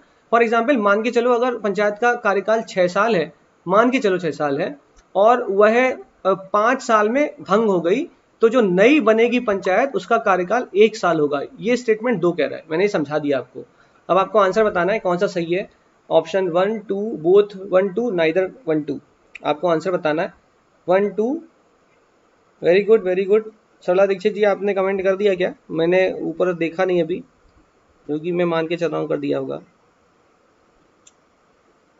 इंद्रजीत कुमार बी, देव यादव बी, रतन वर्मा जी मात्र बी उत्तर है। ए बच्चा कौन है ये? प्रिंसेस ए, ओके। मोनिका यादव जी ए। डी वाले कौन है? सोनी सौम्या डी, अशोक कुमार ए। ठीक है, जो लोग मुझे जैसे लग रहा है कि हाँ जो सही बता रहे हैं उनको वो अच्छा ही बता रहे हैं, जो गलत बता रहे हैं उनको थोड़ा देखा जाए। अजय पाल, ठीक है, वेरी गुड। ठीक, चलिए आज की बात, आज गलत, मैं फिर से कह रहा हूँ आज गलत हो सकता है, आज के बाद गलत नहीं होना चाहिए। इंपॉर्टेंट ये है कि आज गलत हो जाए कोई बात नहीं, आज के बाद गलत ना हो। आगे चलते हैं। अब रुक जाइए, अब कमेंट करना रुक जाइए। जिन्होंने आंसर ना दे वही कमेंट करें, जो दे चुके हैं वो अब सिर्फ अपनी स्क्रीन पे देखें, अपनी स्क्रीन पे देखें और समझें। पहला स्टेटमेंट इसलिए गलत है क्योंकि उम्र 25 नहीं 21 साल है। ठीक है, ठीक है, उम्र 25 नहीं 21 साल है, तो याद कर लो। लोकसभा के लिए 25 साल, राज्यसभा के लिए 30 साल, भारत का राष्ट्रपति 35 साल, गवर्नर 35 साल। ठीक, ये तो रट्टा होना चाहिए आपको, बचपन से याद नहीं है तो अब याद कर लो। 25 30 35 किसके लिए? लोकसभा, राज्यसभा, राष्ट्रपति। पंचायत एक्सेप्शन है 21 साल, पंचायत एक्सेप्शन है 21 साल, इसलिए पहला स्टेटमेंट गलत हो गया। दूसरा स्टेटमेंट एकदम सही लिखा हुआ है। अगर अगर जो भी पंचायत का कार्यकाल है, अगर वह पंचायत का कार्यकाल, मैं मान के चलता हूँ कि पंचायत का कार्यकाल 5 साल है, अगर इस कार्यकाल के दौरान वह पंचायत 4 साल तक चली, पता लगा उसके बाद भंग हो गई, तो जो नई पंचायत बनेगी उसका कार्यकाल 1 साल होगा। एकदम सही है। फॉर एग्जाम्पल हो सकता है वह पंचायत 3 साल तक चली और उसके बाद भंग हो गई, तो जो नई पंचायत का गठन होगा उसका कार्यकाल 2 साल होगा। इसको सिर्फ पंचायत में और राज्यसभा और विधान परिषद के चुनाव में ही लगाना। राष्ट्रपति के केस में यह फार्मूला मत लगा देना। और मैंने ऐसा क्यों बोला? क्योंकि कुछ बच्चे बहुत एक्टिव मोड में होते हैं, जल्दी जल्दी में जोश में चले जाते हैं। हो सकता है आपसे पूछ ले, जो कि खासकर नए बच्चे हैं जो पॉलिटी पहली बार पढ़ रहे हैं, आपसे कहे कि भारत के राष्ट्रपति का कार्यकाल 5 साल होता है। ठीक है, 5 साल होता ही तो तय है, एकदम 5 साल ही होता है। अगर उन राष्ट्रपति जी की डेथ हो गई, अगर 3 साल की कार्यकाल उन्होंने पूरा किया और उसके बाद मृत्यु हो गई, तो जो नए राष्ट्रपति बनेंगे उनका कार्यकाल कितना होगा? तो आप 2 साल मत माराना, उन नए राष्ट्रपति का कार्यकाल 5 साल ही होगा। ठीक है, ये हर जगह अप्लाई नहीं कर देना, नहीं हर जगह अप्लाई कर दिया। और ये पंचायत में सिखाया था, हम राष्ट्रपति में भी अप्लाई कर देंगे और हम हर जगह अप्लाई कर देंगे। हर जगह मत अप्लाई कर देना, गड़बड़ हो जाएगी। ठीक है, जहां बताया जाए वहीं अप्लाई करनी है, जहां नहीं बताया जाए वहीं नहीं अप्लाई करना। पंचायत मैंने बोला, राज्यसभा मैंने बोला, विधान परिषद मैंने बोला, वही। ठीक, चल रहे हैं आगे, आगे चल रहे हैं। ठीक है, सही आंसर है इसका क्या? Option B is the right answer, option B is the right answer. ठीक, किसी कोई बच्चा कह रहा सी है। Priya Singh ji, option B is the right answer, C नहीं राइट आंसर है। ठीक, हो सकता है आपके दिमाग में आ गया हो, सर एक बात और बताओ, लोकसभा में क्यों नहीं बोल रहे हो आप बार बार? अरे मैं इसलिए नहीं बोल रहा हूँ, हो सकता है आज क्या हुआ कि मैं वाराणसी की सीट से मैं चुनाव लड़ा और फाइनली मैं भाजपा की सीट पे जीत कर आ गया और लोकसभा में जाके मेंबर बन गया, मेंबर ऑफ पार्लियामेंट में कहलाऊंगा। मेरा कार्यकाल कितना होगा, ये मेरा कार्यकाल कितना होगा तो मैं नहीं कह सकता कि मेरा कार्यकाल 5 साल होगा, सामान्यतः बोल सकता हूं, वरना ये स्टेटमेंट गलत है। लोकसभा का कार्यकाल कोई फिक्स नहीं होता, और फिक्स नहीं होता का कारण क्या है? कारण ये है क्योंकि लोकसभा मेजोरिटी बहुमत के आधार पर चलती है। बहुमत अगर 2 दिन बाद खत्म हो गया तो कार्यकाल खत्म, ठीक है, वहां लोकसभा का टेन्योर खत्म, लोकसभा में जो भी लोग हैं उनका टेन्योर खत्म हो जाएगा। सामान्यतः 5 साल होती है, सामान्यतः 5 साल, इन जनरल 5 ईयर कह देते हैं, कॉमन सेंस इस हिसाब से कन्वेंशन में कह देते हैं 5 साल तो होता ही है, ठीक। तो हो सकता है कि 5 साल का मेरा टेन्योर होना चाहिए, लेकिन हो सकता है कि 2 साल के बाद मेरी मृत्यु हो गई, सीट खाली हो गई। सीट खाली हो गई तो बाई इलेक्शन होगा, और बाई इलेक्शन होगा तो मैं चुनकर जाऊंगा उस बीजेपी की पार्टी में, फिर से जाऊँ, कोई नया मेंबर खड़ा होगा वो चुन के जाएगा। तो अपनी अकल खुद लगाओ। जब लोकसभा भंग होगी तो वो भी तो भंग होंगे, वो थोड़ी ना बैठे रहेंगे वहां पे, हाँ सब चले गए हम बैठे हैं भाई साहब, हमें तो 3 साल एक्स्ट्रा बैठे हैं, हम तो बैठे रहेंगे, ऐसा थोड़ी ना होता है। वो भी जाएंगे, वो भी तो उसी के सीट पे लड़के आए, वो भी निकलेंगे शांति से बैठ के। तो इस चीज को याद रखना, इसको भूलना मत। हर जगह अप्लाई में राष्ट्रपति पे अप्लाई मत कर देना, उपराष्ट्रपति पे अप्लाई मत कर देना, राज्यपाल पे अप्लाई मत कर देना, ये गलती हो जाती है कभी कभी। ये थोड़ा पास पास लिखा, मैं पढ़ देता हूँ, थोड़ा ज्यादा पास हो गया, लिखा है कि थोड़ा ज्यादा ही पास हो गया। जिनको नहीं दिख रहा वो अपने 3 डॉट जो यूट्यूब के राइट कॉर्नर में बने उनके रेजोल्यूशन को बढ़ा लें तो आपको साफ दिखेगा। लिखा है संविधान के अनुच्छेद 280 में, इसको छोड़ देते हैं, क्वेश्चन थोड़ा बड़ा ढसा घुसा घुसा सा लग रहा है, तो मैं अभी इसको कराऊंगा, लास्ट में कराऊंगा। As per Indian protocol, Bharat के जो इंडियन प्रोटोकॉल के according, who among the following ranks highest in the order of precedence. एक ऑर्डर ऑफ प्रेसिडेंस होता है, लिखा हुआ बताओ ऑर्डर ऑफ प्रेसिडेंस में किसकी रैंक इनमें हाईएस्ट है। लिखा है deputy prime minister, former president, governor of state with in his state, speaker of the Lok Sabha. ये पता लगे कि मैंने यहाँ पे लगा रखा है, तो आप देख के चीटिंग करके आंसर दे सकते हो, लेकिन कोशिश करो कि ये बताओ कि इनमें सबसे ऊपर ऑर्डर पे इनमें से कौन होगा। जैसे सबसे ऊपर तो प्रेसिडेंट होता है, उसके बाद उपराष्ट्रपति होता है, उसके बाद प्राइम मिनिस्टर होता है, उसके बाद लिखा हुआ है कि बताओ कौन डिप्टी प्राइम मिनिस्टर की अगली रैंक पे आएगा। अगर मैं वरीयता देने बैठूं, अगर मैं वरीयता देने लगूं लोगों को, तो मैं कहूंगा सबसे ऊपर भारत का हाईएस्ट जो मेंबर होगा उसको मैं बोलूंगा राष्ट्रपति है, उसके बाद वाइस प्रेसिडेंट को बोलूंगा, उसके बाद प्राइम मिनिस्टर को बोलूंगा। लेकिन वरीयता क्रम में इनमें से कौन हाईएस्ट पे, इन चारों में से लिखा है deputy prime minister, former president, governor of state with in his state, speaker of the Lok Sabha. तो आपको याद रखना है, आज गलत हो जाए, जिनका गलत हो रहा है वो गलत हो जाने देना, लेकिन आज के बाद गलत मत करना। याद रट्टा लगा के रखना कि ऑर्डर ऑफ प्रेसिडेंस के अंतर्गत सबसे ऊपर नंबर 1 पे टॉप पे आता है प्रेसिडेंट, नंबर 2 पे आता है वाइस प्रेसिडेंट, नंबर 3 पे आता है प्रधानमंत्री, नंबर 4 पे आता है राज्यपाल, और वह राज्यपाल जो with in their respective state होगा। नंबर 5 पे आता है फॉर्मर प्रेसिडेंट, पूर्व वाले राष्ट्रपति जी। नंबर 5 ए पर आता है डेप्यूटी प्राइम मिनिस्टर। रट्टा लगा के रखना, डेप्यूटी प्राइम मिनिस्टर की rank chief justice of India से ऊपर है। ये बात अलग है कि भारत के संविधान में डेप्यूटी प्राइम मिनिस्टर जैसा कोई भी पद एग्जिस्ट नहीं करता, कोई भी पद एग्जिस्ट नहीं करता। स्पीकर ऑफ द लोकसभा से ऊपर है चीफ जस्टिस ऑफ इंडिया। ध्यान रखना, chief minister of the state, जो भी चीफ मिनिस्टर है स्टेट के, चीफ मिनिस्टर है स्टेट के, उनका रैंक, उनकी वरीयता चीफ जस्टिस ऑफ इंडिया से नीचे है, ठीक। इसको भूलना मत, पूछा हुआ प्रश्न है, बहुत बार पूछा जा चुका है, इसलिए मैंने आपको दे दिया, ठीक, इसलिए मैंने आपको दे दिया। आपका होमवर्क है, आपका होमवर्क है कि आप गूगल पे ढूंढो, वरीयता क्रम में ढूंढो कि भारत रत्नी जो व्यक्ति होगा, जो भारत रत्न जिसको मिला हुआ, जिसके लिए हवाई यात्रा फ्री हो जाती है, इसके टैक्स का कोई वैल्यू नहीं, टैक्स नहीं देता, ये जो भारत रत्नी व्यक्ति है उसका वरीयता क्रम में किस ऑर्डर पे है और किन से ऊपर है। 2-4 लोगों के नाम जरूर देखना जिनसे ये भारत रत्न वाले व्यक्ति ऊपर हैं, जिनको भारत रत्न मिला हुआ है, ऊपर हैं। आपका होमवर्क है कि आप इसको ढूंढना, ठीक है, ये आपका होमवर्क है, आप इसको ढूंढना जरूर, छोड़ना नहीं, ढूंढना जरूर, चाहे कुछ भी हो जाए। प्रवीण कुमार जी ने बताया, वेरी गुड। अगला प्रश्न है, अगला प्रश्न, नेक्स्ट प्रश्न, निम्नलिखित कथनों पर विचार करिए। मैंने नहीं देखा किसने आंसर सही दिया, क्योंकि मैं मान के चल रहा हूँ ये वाला आंसर सबको आता है, वो प्रेसिडेंस सबको पता होता है जनरली। निम्नलिखित कथनों पर विचार करिए, विचार करते हैं, क्या विचार क्या करना है। न्यायालय के द्वारा घोषित अपराधी व्यक्ति चुनाव लड़ने के लिए अयोग्य होगा, इसका निर्णय भारत के राष्ट्रपति के द्वारा किया जाता है। दूसरा, मताधिकार एवं निर्वाचित होने का अधिकार संवैधानिक अधिकार है। आपको बताना है कौन से कथन सही हैं केवल एक, केवल दो, दोनों, नाइदर वन नॉर टू लिखा हुआ है कि न्यायालय के द्वारा अगर लालू प्रसाद जी को अपराधी घोषित कर दिया गया तो चुनाव लड़ने के लिए वह अयोग्य होगा। इसका निर्णय भारत के राष्ट्रपति करेंगे। इसका निर्णय किसने किया कि लालू प्रसाद यादव जी को जेल हो गई तो अब ये नहीं अयोग्य हो गए, राष्ट्रपति करेंगे, ऐसा लिख रहा है। मैं समझाने के लिए बोल रहा हूँ, मुझे नहीं पता कुछ। मताधिकार एवं निर्वाचित होने का अधिकार, मताधिकार मतलब वोटिंग राइट, निर्वाचित होने का मतलब निर्वाचित, आप निर्वाचित हो रहे हो, इलेक्टेड हो रहे हो, तो वो होने का अधिकार संवैधानिक अधिकार है। आपको बताना है, बताओ इनमें से कौन सा कथन सही है। केवल वन, केवल दो, वन और दो, नाइदर वन नॉट टू। अब मैं आंसर पढ़ूंगा, देखूंगा कौन सा बच्चा खतरनाक है जो मुझे सही आंसर बता सकता है। हाँ, वेरी गुड। सुचि ने आंसर दिया है, पता नहीं इसी का सुनील रॉय ने, रे ने दिया है, यही दिया है आंसर कि नहीं दिया है। Suchi Rawat, okay, D. Aruna Singh D, Pratibha Singh D, ठीक है।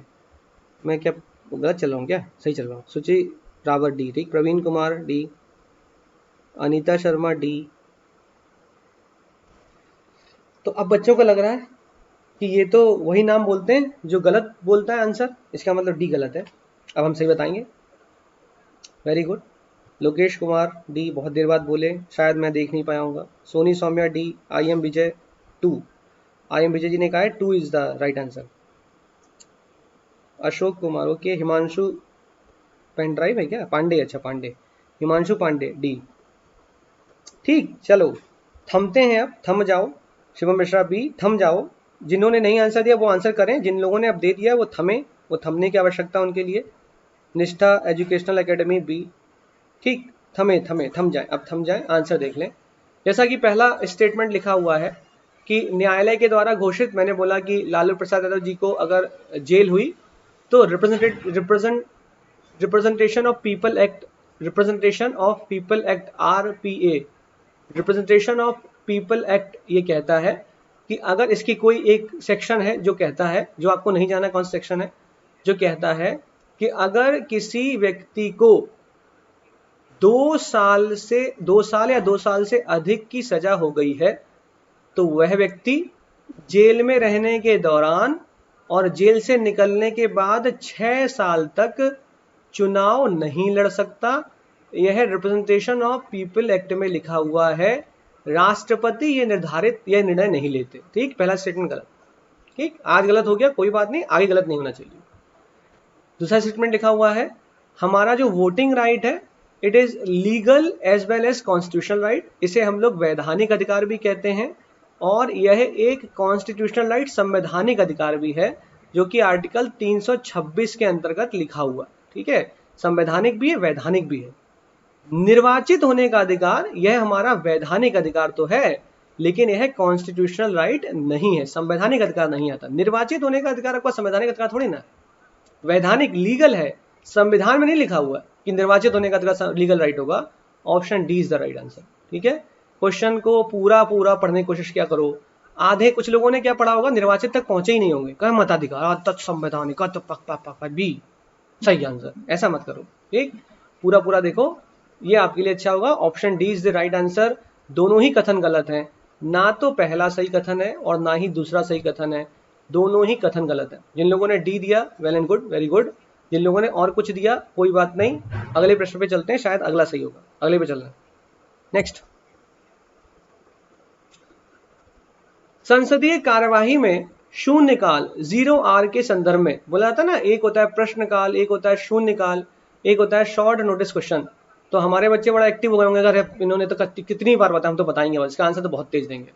शून्यकाल ब्रिटिश संसदीय व्यवस्था की देन है। इनका कहना है कि जो इनोवेशन है 0R का, ये वास्तविकता में ब्रिटिश संसद से भारत ने उठाया हुआ है, पहला स्टेटमेंट। दूसरा, इसकी जो अवधि ड्यूरेशन होता है वो 12 बजे से लेकर 1 बजे तक होता है दोपहरिया में। तीसरा, संसदीय प्रक्रिया में इसका उल्लेख नहीं किया गया है। आपको बताना है कौन सा स्टेटमेंट सही है, कि पहला, दूसरा, तीसरा स्टेटमेंट कौन सा सही है। केवल 2, मतलब option a, option b, option c, option d आपको दिखाई दे रहे हैं स्क्रीन पे, और आपका टाइम शुरू होता है अब। टिक टिक टिक। कंप्यूटर जी रुक जाइए, ऐसे बोलते हैं ना अमिताभ बच्चन, बहुत गंदा बोला वैसे मैंने। ओके, कुछ लोगों ने कहा सी, ऋषभ कौशल जी ने कहा है डी, अब मैं सही वालों का नाम लूंगा। हिमांशु पांडे ने कहा है बी, रामकरण लोधी जी ने कहा ए, दीक्षा गुप्ता ने कहा ए, रवि सिंह ने कहा ए। अच्छा, निखिलेश उपाध्याय सी, वेरी गुड।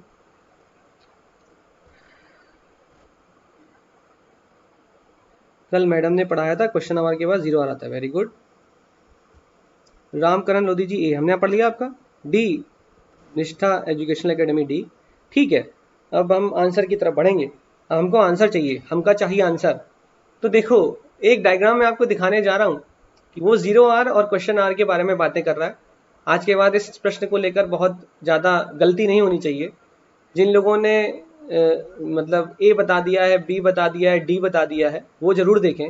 जिन्होंने सी बताया कोई बात नहीं।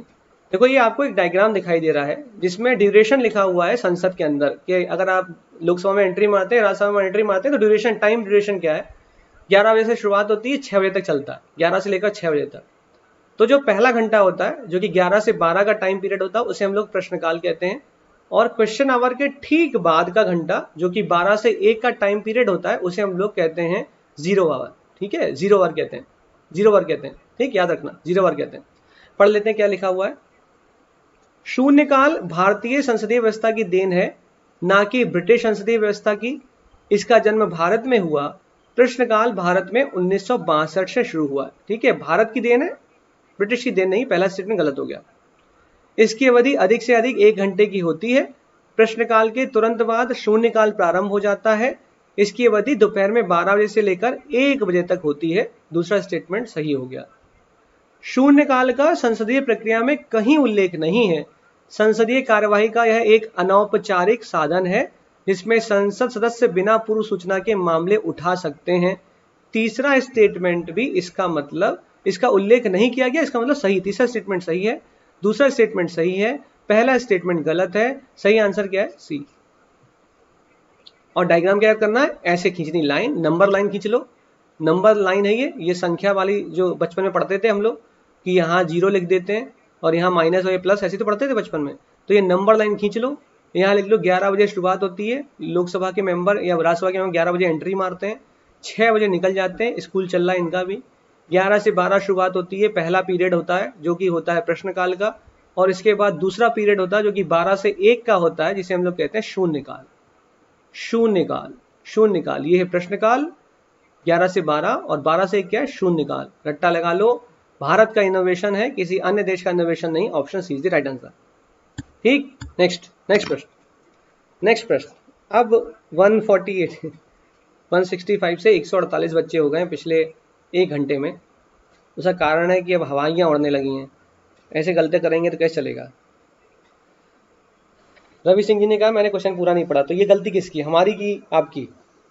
हाँ, तो तब से क्वेश्चन नहीं पढ़ रहा लगातार, तब से 2-3 क्वेश्चन गलत दे चुके हो। धन्यवाद प्रस्ताव के संदर्भ में निम्नलिखित में से कौन सा कथन सही नहीं है। ध्यान रखना, पूछा है सही नहीं है, धन्यवाद प्रस्ताव के लिए सही नहीं पूछा है, नहीं सही पढ़ जाओ। धन्यवाद मतलब वोट ऑफ थैंक्स कहते हैं इसको, वोट ऑफ थैंक्स। किसी को आपको धन्यवाद देना, किसे देना मैं नहीं पता। लिखा इसके द्वारा भारत का राष्ट्रपति प्रत्येक आम चुनाव के पहले सत्र और वित्तीय वर्ष के पहले सत्र में सदन को संबोधित करता है। इस धन्यवाद प्रस्ताव के द्वारा ही भारत का राष्ट्रपति पहला, जब आम चुनाव लोकसभा का चुनाव हो जाएगा तो जब पहली मीटिंग बुलाई जाएगी तब संबोधित करेगा, और जब बजट लेकर आएंगे तब संबोधित करेगा। ये लिखा है। दूसरा लिखा है यह प्रस्ताव सदन के सदस्यों को सरकार एवं प्रशासन की आलोचना के अवसर उपलब्ध कराता है। ये जो प्रस्ताव है वह सदन के सदस्यों को सरकार और प्रशासन की आलोचना के अवसर उपलब्ध कराता है। ये जो वोट ऑफ थैंक्स है। तीसरा लिखा है राष्ट्रपति के इस संबोधन को ब्रिटेन के राजा के अभिभाषण से लिया गया है। जैसे ब्रिटेन का राजा अभिभाषण करता था उसी से लिया गया ये धन्यवाद प्रस्ताव। और चौथा लिखा है इस प्रस्ताव पर चर्चा केवल लोकसभा में होती है, कि ये जो प्रस्ताव वोट ऑफ थैंक्स लेकर आते हैं इस पर चर्चा सिर्फ लोकसभा में होती है। बताओ इनमें से कौन सा स्टेटमेंट सही नहीं है। आपको बताना है कौन सा स्टेटमेंट वोट ऑफ थैंक्स के लिए या धन्यवाद प्रस्ताव के लिए, जो थैंक यू मोशन होता है उसके लिए सही नहीं है। तो मेरे ख्याल से हर बच्चा जिसका आंसर ऑप्शन डी है वो एकदम सही बोल रहा है। इस प्रस्ताव पर चर्चा केवल लोकसभा में होती है ऐसा नहीं है, इस प्रस्ताव पर चर्चा लोकसभा के साथ साथ राज्यसभा में भी होती है। ठीक है, ध्यान रखना इस चीज को, भूलना मत। बाकी जो लिखा हुआ है वो एकदम सही लिखा है, सारे सही लिखे, सारे सही लिखे। ठीक, आपका होमवर्क है वह आर्टिकल ढूंढो जिसमें लिखा हुआ है कि राष्ट्रपति राज्यसभा में जाके बोलता है। स्पेशल मेंशन, वो आर्टिकल ढूंढना, स्पेशली लिखा हुआ है आर्टिकल में, जरूर पढ़ना। आर्टिकल 80 से लेकर 87-88 के बीच के जो आर्टिकल को पढ़ के देखना। ठीक, दिखेगा कुछ ना कुछ तो दिखेगा। ये बाकी लिखा हुआ है तो आपको मैं भेज दूंगा PDF। प्रियांशु दुबे 123 मेरा टेलीग्राम, अगर आप टेलीग्राम पे हैं तो आप प्रियांशु दुबे सर्च करेंगे, एक सूट पहने हुए मैं फोटो मेरी दिखेगी, उसमें जाके ऐड हो जाइएगा। नहीं तो आप अगर अभ्युदय के एनरोल हैं अभ्युदय के अंतर्गत और आप व्हाट्सएप पे हैं तो सर के द्वारा ONGC में जितने बच्चे हैं या फिर DPA में जितने बच्चे यूनिवर्सिटी में पढ़ रहे हैं, लखनऊ यूनिवर्सिटी में, उनके पास पहुंच जाएगी। वो लोग यूट्यूब पे ऐड होंगे, सॉरी व्हाट्सएप पे ऐड होंगे सर के, वो भेज देंगे। ठीक, जो बच्चे नहीं आए हैं, जिनको लग रहा है कि हमने तो बेहतरीन पढ़ रखा है और हमको क्या क्वेश्चन लगाने की आवश्यकता है, बात पढ़ने की नहीं है, बात होती है एप्लीकेशन की। हर चीज़ की एप्लीकेशन बहुत इंपॉर्टेंट होती है। अगर ये एप्लीकेशन नहीं पता है तो फिर थ्योरी का कोई इंपॉर्टेंस बचता नहीं है। साइड में गाड़ी के बैठ के ये बड़ा फील होता है कि अरे हलवा है, यूं स्टेयरिंग घुमाएंगे, यूं गियर मारेंगे, एक्सीलेटर लेंगे और भगा देंगे गाड़ी को। ठीक, तो ये यहाँ समझिए, जब एप्लीकेशन पे आता है तो कई लोग गाड़ी ठोक देते हैं जाके, क्योंकि एप्लीकेशन अप्लाई करना बहुत मुश्किल होती है चीज़ों को। थ्योरी बड़ी आसान होती है कि हाँ पहला गियर दूसरा गियर, कौन सी बड़ी बात है। एक्सीलेटर ही तो लेना था, फिर ब्रेक दबानी थी, हैंड ब्रेक मार देंगे जैसे कोई सामने आएगा ठेला वेला, और फिर जब आता है तो पलट जाते हैं, क्योंकि एप्लीकेशन नहीं पता। तो ये एप्लीकेशन है जो आज आप कर रहे हो। जो क्वेश्चन लिखा है कि बताओ संविधान प्रारूप समिति के सदस्य नहीं थे। जितने बच्चे मेरे साथ DPA में मुझसे पॉलिटी पढ़े हुए हैं उनका एक बार ही गलत नहीं होगा, क्योंकि मैंने उनको शॉर्ट ट्रिक बता रखी है, वो ऐसे ही बता देंगे आंसर, सर ने बता रखी है हमको। इनमें से कौन सदस्य नहीं थे लिखा है, ड्राफ्टिंग कमेटी के कौन मेंबर नहीं है, JB कृपलानी, सरदार पटेल, गोपाल स्वामी अयंगर, अल्लादी कृष्ण स्वामी अय्यर, DD कृष्णाचारी। आंसर बताना आपको कौन से इसमें प्रारूप समिति के सदस्य नहीं थे। एक एक बच्चा इसका आंसर सही बताएगा जो भी मेरे साथ डिपार्टमेंट ऑफ पब्लिक एडमिनिस्ट्रेशन में पढ़ा हुआ है लखनऊ यूनिवर्सिटी के अंदर। एक एक बच्चा सही आंसर बताएगा, खींच खींच के, रुकेगा नहीं चाहे कुछ भी हो जाए। देखो कोई गलत नहीं बताना चाहता, सब सही बता रहे हैं। इनने सबने कसम खाई हुई कि हम सही बताएंगे, सब सही बता रहे हैं, एकदम धड़ल्ले से बता रहे हैं सही। प्रदीप चौधरी जी ने बस गलत बता दिया शायद, बाकी सब सही बता रहे हैं। अभी तक तो सही बता रहे हैं, सही बता रहे हैं, सही बता। कोई है जो गलत बता रहा है? नहीं है। ठीक, और मैंने तो बता रखा है सबको बता रखा है कि ये जो प्रारूप समिति के मेंबर 80, किसी का ई आ गया, लास्ट स्टैंड ने शायद डी लिखते लिखते ई लिख दिया, या उन्होंने मौज में लिख दिया होगा ई, 5वां ऑप्शन। तो कौन लोग DPA के अंतर्गत नहीं, DPA कह रहा हूँ, कौन लोग ड्राफ्टिंग कमेटी के मेंबर में नहीं थे। ड्राफ्टिंग कमेटी में कौन था, तो मैंने आपसे हमेशा बोला डॉक्टर भीमराव अंबेडकर हर किसी को याद है कि प्रारूप समिति के जनक, मतलब प्रारूप समिति के अध्यक्ष हैं। ठीक, अध्यक्ष हैं। लेकिन बाकी नाम में आपको सिर्फ एक नाम याद रखना, जिनका नाम है मोहम्मद सदुल्ला। मोहम्मद सदुल्ला, बस एक मुस्लिम नाम याद रखना है।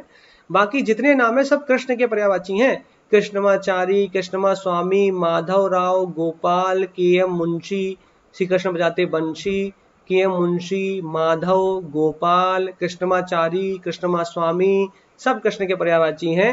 काट दो, गोपाल दिख गया, कृष्ण दिख गए, कृष्ण दिख गए। कौन नहीं है? 1 2, ऑप्शन डी इज करेक्ट। कौन सा नहीं है? Option D. ठीक, ठीक है, आगे चल रहे हैं, आगे चल रहे हैं। मेरे बेटा जो मुझे कह रहा है कि सर 145 थे, वो ध्यान रखें, मैंने झंडा समिति नहीं पूछी, मैंने फ्लैग कमेटी नहीं पूछी जो आपको JB कृपलानी याद आ रहे हैं, मैंने प्रारूप समिति का, मैंने आपको ड्राफ्टिंग कमेटी बोला है, ड्राफ्टिंग कमेटी बोल रहा हूँ। और ड्राफ्टिंग कमेटी जब मैं बोल रहा हूँ, और इसमें भी ध्यान रखना, ये जो फ्लैग कमेटी और स्टेयरिंग कमेटी में लोग बड़े कंफ्यूज रहते हैं। स्टेयरिंग कमेटी राजेंद्र प्रसाद का नाम सुन लेते हैं, बताएंगे कभी कमेटी तो बताएंगे यूनियन पावर कमेटी में कौन था, नहीं अभी जानना। बहरहाल A option is the right, गलत एकदम साफ सदस्य नहीं थे, नहीं थे, नहीं थे, नहीं थे, नहीं थे। 75 बार काटो। प्रारूप समिति के मेंबर नहीं है ये JB कृपलानी, सरदार पटेल नहीं है। कौन कौन है? ये शुरू के आखिरी के जो 3 है ये मेंबर, ठीक है। कौन कौन मेंबर था? तो डॉक्टर भीमराव अम्बेडकर अध्यक्ष थे, गोपाल कृष्ण, KM मुंशी, मैंने बोला ना आपको मोहम्मद सदुल्ला, एक नाम याद रखना है मोहम्मद सदुल्ला। बाकी माधव, कृष्णमाचारी आपको याद होने चाहिए। याद रखना कि बी एन राव, जिनका नाम बेनेगल राव जी का नाम आप बहुत बार सुनोगे, बी एन राव जो कि इंटरनेशनल कोर्ट ऑफ जस्टिस में भी मेंबर थे भारत की तरफ से, पहले भारतीय हैं ये जो आईसीजे में participate, international court of justice में थे ये बी एन राव जी। संविधान सभा के संवैधानिक सलाहकार थे ये, ध्यान रखना। कई बार आपसे पूछा था संविधान सभा के कॉन्स्टिट्यूशनल एडवाइजर कौन थे, तो बच्चे मार के आते बी आर अम्बेडकर, उनको हर चीज में अम्बेडकर साहब दिखाई देते हैं। भीमराव राम अम्बेडकर जी, उनको हर चीज में दिखाई देते हैं, ठीक है, दिखने चाहिए, वो हर चीज में है भी, संविधान के पिता भी कह रहे हो, लेकिन वह प्रारूप समिति के अध्यक्ष हैं, संविधान सभा के अध्यक्ष थोड़ी ना। वह प्रारूप समिति के अध्यक्ष हैं, संवैधानिक सलाहकार भी नहीं है, प्रारूप समिति के अध्यक्ष हैं। ये तो इंपॉर्टेंट, ये तो पता है हमको। संविधान सभा का अध्यक्ष कौन था, तो सच्चिदानंद सिन्हा। उसके बाद राजेंद्र प्रसाद। उल्टा मत मार देना, पता नहीं कुछ मार मार के चले आ रहे हैं सोचे बना। अगला प्रश्न देखो क्या है। अच्छा ये हो गया क्या, ये हो गया। नेक्स्ट क्वेश्चन, नेक्स्ट क्वेश्चन है आपका, बताइए मूल अधिकार के संदर्भ में निम्नलिखित कथनों पर विचार करिए। क्या कथन है, विचार करिए, विचार करते हैं, विचार कर रहे हैं। क्या है, ये जो फंडामेंटल राइट है यह वाद योग्य नहीं है। पहला स्टेटमेंट वाद योग्य नहीं है, दूसरा स्टेटमेंट न्याय योग्य नहीं है, इसके आधार पे आप न्याय नहीं मांग सकते। तीसरा स्टेटमेंट संशोधन योग्य नहीं है। चौथा स्टेटमेंट उच्चतम न्यायालय के मूल क्षेत्राधिकार के अंतर्गत नहीं आते। आपको बताना है, सही उत्तर का चयन करो कि मूल अधिकार के संदर्भ में निम्नलिखित कथनों पर विचार करिए कि यह वाद योग्य नहीं है, न्याय योग्य नहीं है, संशोधन योग्य नहीं है, उच्चतम न्यायालय के मूल क्षेत्राधिकार के अंतर्गत नहीं आते। आपको बताना है कि इनमें से कौन सा स्टेटमेंट सही है।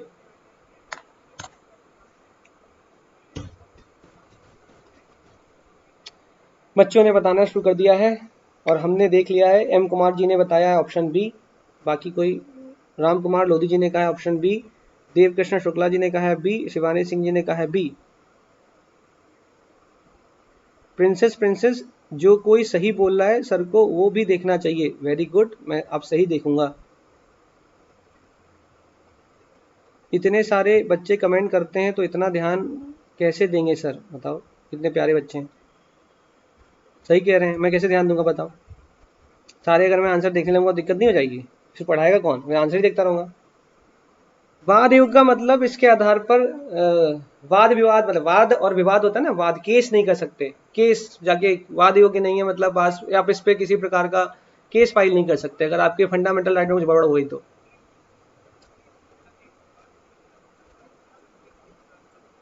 लिविंग ड्रीम जी, आपका भी मैं देखता हूं आंसर, आपने जो कुछ दिया है फिर से दे दीजिए तो मैं बोल दूंगा। लिविंग ड्रीम ने आंसर दिया है। न्याय योग्य नहीं में नॉन जस्टिस, इसका मतलब है नॉन जस्टिसेबल है। अमेंडमेंट पॉसिबल नहीं है, अमेंडमेंट संविधान मतलब फंडामेंटल राइट में अमेंडमेंट नहीं हो सकता, नॉन जस्टिसेबल नेचर के हैं। नॉन जुरिस मतलब इसको वाद के लिए बोलेंगे कि इस पे, इसके आधार पर आप केस नहीं कर सकते कि अगर आपके फंडामेंटल राइट छीन गए तो आप सुप्रीम कोर्ट नहीं जा पाओगे, ऐसा लिखा हुआ। कभी कभार मैं भी हिंदी में फंस जाता हूँ बाद में। ठीक है, किसी बच्चे ने कहा था सर नाम ले दो, नाम दिखा ही नहीं उसका, तो कैसे लें बताओ। कुछ लिविंग करके बच्चा था, लिविंग करके बच्चा था, उसका नाम मैं नहीं ले पाया, लेकिन उसने सही आंसर दिया हुआ, ऐसा मैं मान के चलता हूँ। चलें आंसर देख लेते हैं, आंसर देख लेते हैं क्या है। देखो इसमें पूछा है इनमें से कौन सा स्टेटमेंट सही उत्तर का चयन करना है आपको। तो लिखा हुआ है कि उच्चतम न्यायालय के मूल क्षेत्राधिकार के अंतर्गत नहीं आते। मैंने अभी आपको बताया कि सुप्रीम कोर्ट का जो ओरिजिनल जुरिसडिक्शन है, जो ओरिजिनल, जो कि लिखा है मूल क्षेत्राधिकार, ओरिजिनल जुरिसडिक्शन के अंतर्गत कौन सा मैंने आपको बताया कि सेंटर मतलब यूनियन गवर्नमेंट और स्टेट गवर्नमेंट के बीच पंगा हो जाए या स्टेट गवर्नमेंट के बीच पंगा हो जाए, वो सुप्रीम कोर्ट का ओरिजिनल जुरिसडिक्शन है। इसका मतलब ये जो फंडामेंटल राइट है, ये स्टेटमेंट सही लिखा है कि इसके अंतर्गत नहीं आते। सही, एकदम स्टेटमेंट सही लिखा है, सही लिखा, एकदम सही लिखा है। क्या आप इस आधार पर कोई केस नहीं कर सकते किसी पर कि उसने आपके फंडामेंटल राइट छीन लिए? कर सकते हैं भाई साहब, क्यों नहीं कर सकते हैं। मुझे घूमने का मन था, किसी फला डीएम साहब ने हमको रोक लिया। मुझे घूमने का मन था, किसी प्राइवेट कंपनी ने वो मुझको कैद करके बैठा हुआ है अंदर, उसने ठूस दिया मुझे, कह रहा निकलने नहीं देंगे। और हमारे तो मौलिक अधिकार हैं, घूमना, संगठन बनाना, संघ बनाना, प्रोफेशन, किसी भी प्रकार का प्रोफेशन करना, किसी प्रकार के बिजनेस में घुस जाना, कोई भी बिजनेस खोल देना, ये तो हमारे मौलिक अधिकार है। कुछ भी मतलब अभिव्यक्ति की आजादी हमारा मौलिक अधिकार है। आर्टिकल 19 फंडामेंटल राइट तो चिल्ला चिल्ला क्या था ये सब बातें।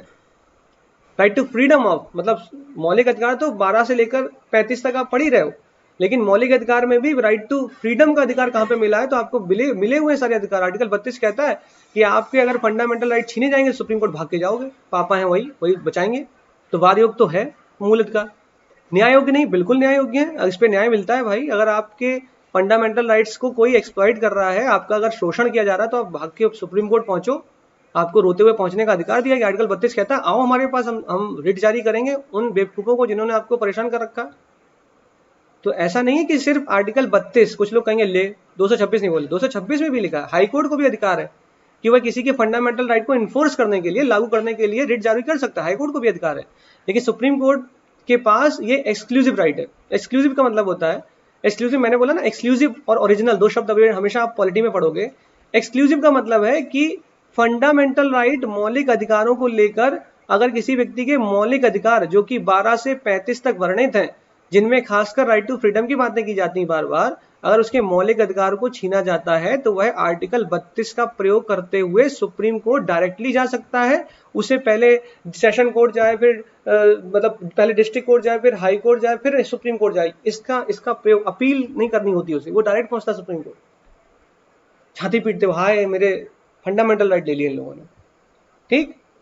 तो आर्टिकल 32 है, मतलब न्याय योग्य तो है। सरकार, सुप्रीम कोर्ट न्याय देती है, रिट जारी करती है, परमादेश जारी कर रहा है, संप्रेषण जारी कर रहे हैं, प्रतिषेध जारी कर रहे हैं, अधिकार परीक्षा जारी कर रहे हैं, habeas corpus, mandamus, prohibition, certiorari, इक्विवलेंटो, इसको जारी कर देते हैं सुप्रीम कोर्ट। कहती है habeas corpus to have the body, वह कौन है, वह कहाँ है जिसको तुमने कैद करके रखा है, उसको लेकर आओ, प्रत्यक्ष रूप से दिखाओ आके। इसका नाम है बंदी प्रत्यक्षीकरण। जो बंद है उसको प्रत्यक्ष रूप में लेकर आओ। संशोधन योग्य नहीं है, बिल्कुल संशोधन हो सकता है, बिल्कुल संशोधन हो सकता है। फंडामेंटल राइट में कई संशोधन हुए हैं, ऐसा थोड़ी ना है, क्योंकि मूल संविधान में तो 7 फंडामेंटल राइट थे। 44 में संविधान संशोधन के द्वारा राइट टू प्रॉपर्टी को फंडामेंटल राइट की श्रेणी से हटा के बाहर फेंक दिया गया, 6 हो गए।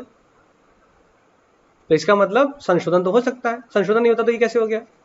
संशोधन तो संभावित है, संशोधन तो होगा। संशोधन ना होता तो शायद आर्टिकल 15, पहले संविधान संशोधन से आर्टिकल 15 में भी बदलाव कर दिया गया। संशोधन ना होता तो ये नहीं हो सकता था। तो इसका मतलब वाद योग्य भी है, केस कर सकते हो, न्याय योग्य भी है, संशोधन भी हो सकता है। हाँ, ये स्टेटमेंट एकदम सही है। Answer C is the right answer, option C is the right, option C is the right, ठीक, option C is the right answer, ठीक है। Which of the following are true regarding the preamble of the Constitution? Bharat के संविधान की प्रस्तावना के संबंध में इनमें से कौन सा कथन सही है? सही है, कौन सा कथन सही है? लिखा है The preamble states that the Constitution derives its authority from the people of India. ये प्रस्तावना कहती है कि भारत के संविधान का जो शक्ति का स्रोत है, शक्ति का स्रोत ये it's authority from the people of India, Bharat के लोक शक्ति के स्रोत है। दूसरा स्टेटमेंट लिखा है preamble mention of 3 distinct form of justice. संविधान की प्रस्तावना में 3 तरह के न्याय की बातें लिखी हुई हैं। और तीसरा स्टेटमेंट लिखा हुआ है the language of the preamble is derived from Australian constitution. जो प्रियम्बल की भाषा है वह ऑस्ट्रेलिया के संविधान से डिराइव है, ली गई है, ठीक है। आपको बताना है इनमें से कौन से कथन सही है। 1 2 1 2 1 2 3 तीनों ही कथन सही है, 1 सही है, 2 सही है, 1 और 2 सही है। आपको बताने में से कौन से सही हैं। आपने जिनसे भी पढ़ रखा होगा वो आप आंसर जरूर दे देंगे। जिन बच्चों के द्वारा आंसर ए दिया जा रहा है वो बच्चे मुझसे नहीं पढ़े हैं।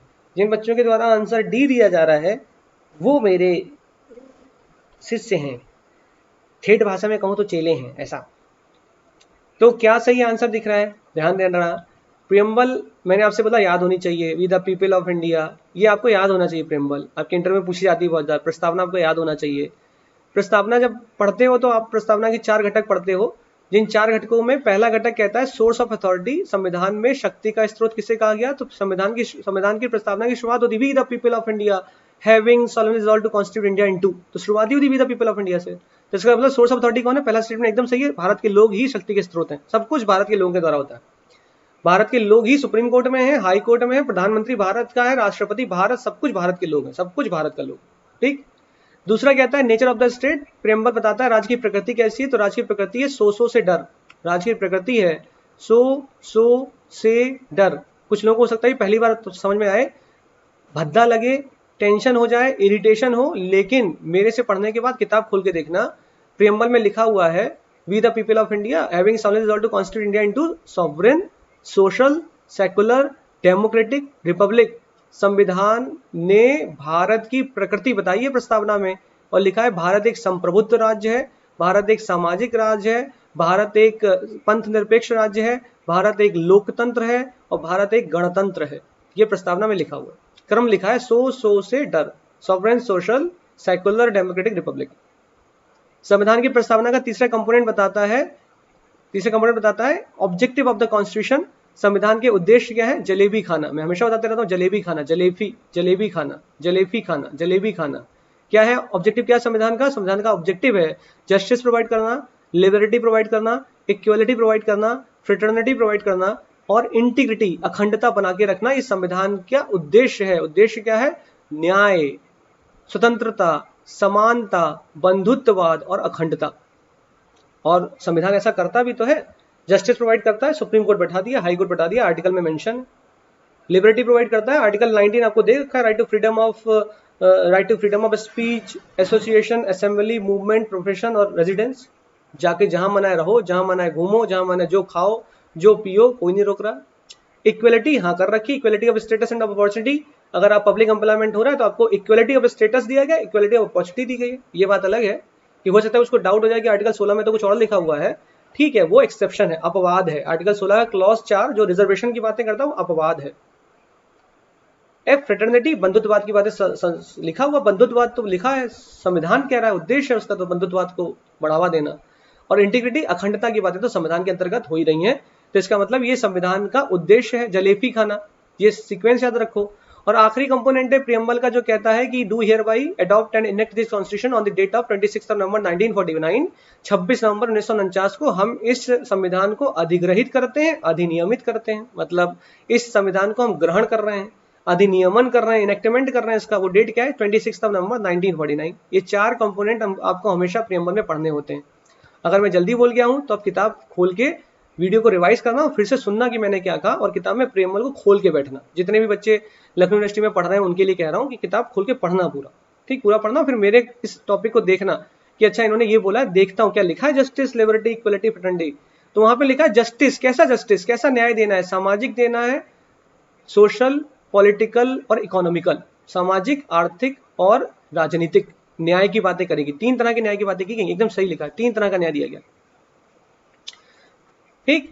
और ये कॉन्सेप्ट कि भारत के संविधान में सबसे पहले प्रस्तावना आनी चाहिए, उसके बाद हम लोग बातें करेंगे, आगे की बातें उसके बाद आएंगी। ये कॉन्सेप्ट यूएसए से हमने उठाया, लेकिन जो संविधान की जो भाषा है, we the people of India having, जो भाषा लिखी है वो ऑस्ट्रेलिया से हमने उठाई हुई है। एकदम सही स्टेटमेंट है। आप लूसेंट खोल के पढ़ो, आप लक्ष्मीकांत को पढ़ो, साफ अक्षरों में लिखा हुआ है, आपका ध्यान नहीं गया होगा। Option D is the right answer, option D is the right answer, ठीक। मैं कह रहा हूं कि आपका ध्यान नहीं गया होगा।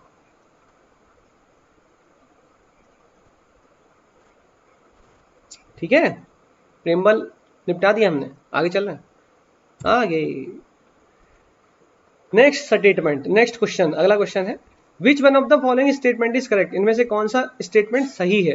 क्या करेक्ट लिखा है? अगर आपको प्रियम्बल में कोई दिक्कत हो तो आप लोग पूछ लेना बाद में। In India the same person can not be appointed as governor for 2 or more states at the same time. भारत में एक व्यक्ति एक से अधिक राज्यों का राज्यपाल नहीं बन सकता। ये पहला स्टेटमेंट, नियुक्त नहीं हो सकता, ये पहला स्टेटमेंट है। दूसरा स्टेटमेंट लिखा हुआ है द जज of the high court of the state in India are appointed by the governor of the state just as the judge of the Supreme Court are appointed by the president। उच्च न्यायालय की नियुक्ति राज्यपाल करता है और उच्चतम न्यायालय की जिस प्रकार नियुक्ति राष्ट्रपति करता है। तीसरा स्टेटमेंट लिखा हुआ है no procedure has been laid down in the constitution of India for the removal of governor from his or her post. संविधान के द्वारा राज्यपाल को हटाने का, रिमूव करने का कोई भी प्रोसीजर नहीं लिखा हुआ है। चौथा स्टेटमेंट लिखा है in the case of union territory having a legislative setup the chief minister is appointed by the lieutenant governor on the basis of majority support।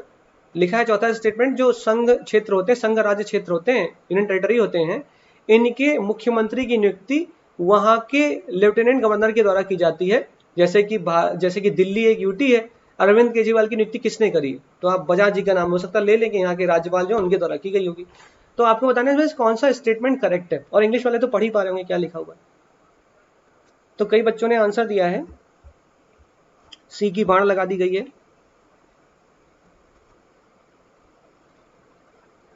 विशाल त्रिपाठी सी सी सी सी सी, आशुतोष जायसवाल, बुशरा सिद्दीकी, अमित श्रीवास्तव, रामकरण लोधी, पढ़ लेते हैं नाम, प्रतिष्ठा श्रीवास्तव, शिवानी विश्वास, राम ने 2 बार, प्रकाश यादव ने डिलीट कर दिया, उनका नाम ही नहीं पढ़े, प्रिया सिंह डी, ओके। अपर्णा गौतम जी सी, Awanish Tiwari D, Pratibha Singh G B, अनुभूति श्रीवास्तव बी, रतन वर्मा सी, ओके। प्रकाश यादव जी ने आंसर देने की कोशिश करी, वेरी गुड, ठीक है। अब आंसर देख लेते हैं। किसी ने हिमांशु पांडे जी ने कहा ए, ठीक है। शिवम मिश्रा जी ने कहा ए, ये हमारे द्वारा पढ़ा हुआ बच्चा शिवम मिश्रा तब भी बता रहा है। अभिनव पांडे डी। चल आगे देखें देखें देखें, अब आंसर देख लेते हैं, आंसर देख लेते हैं।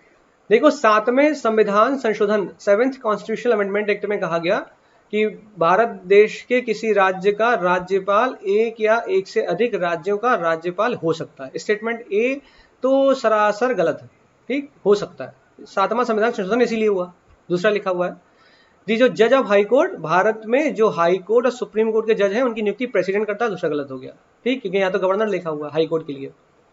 चौथा स्टेटमेंट लिखा हुआ है कि यूटी के मुख्यमंत्री का नियुक्ति गवर्नर लेफ्टिनेंट गवर्नर के द्वारा होता है। एकदम गलत स्टेटमेंट लिखा है, प्रेसिडेंट नियुक्त करता है। चाहे वो दिल्ली के मुख्यमंत्री हो, चाहे वो पौंडीचेरी के मुख्यमंत्री हो, उनकी नियुक्ति प्रेसिडेंट करेगा, राष्ट्रपति करेंगे, लेफ्टिनेंट गवर्नर नहीं करेगा, ठीक। चौथा स्टेटमेंट एकदम गलत है। सही क्या है? Option c. ऐसा कोई भी प्रोसीजर नहीं लिखा है जिसमें ये लिखा हो कि राज्यपाल को किस प्रकार से पद से हटाना, ठीक है। राज्यपाल को पद से हटाने के लिए कोई प्रोसीजर नहीं है।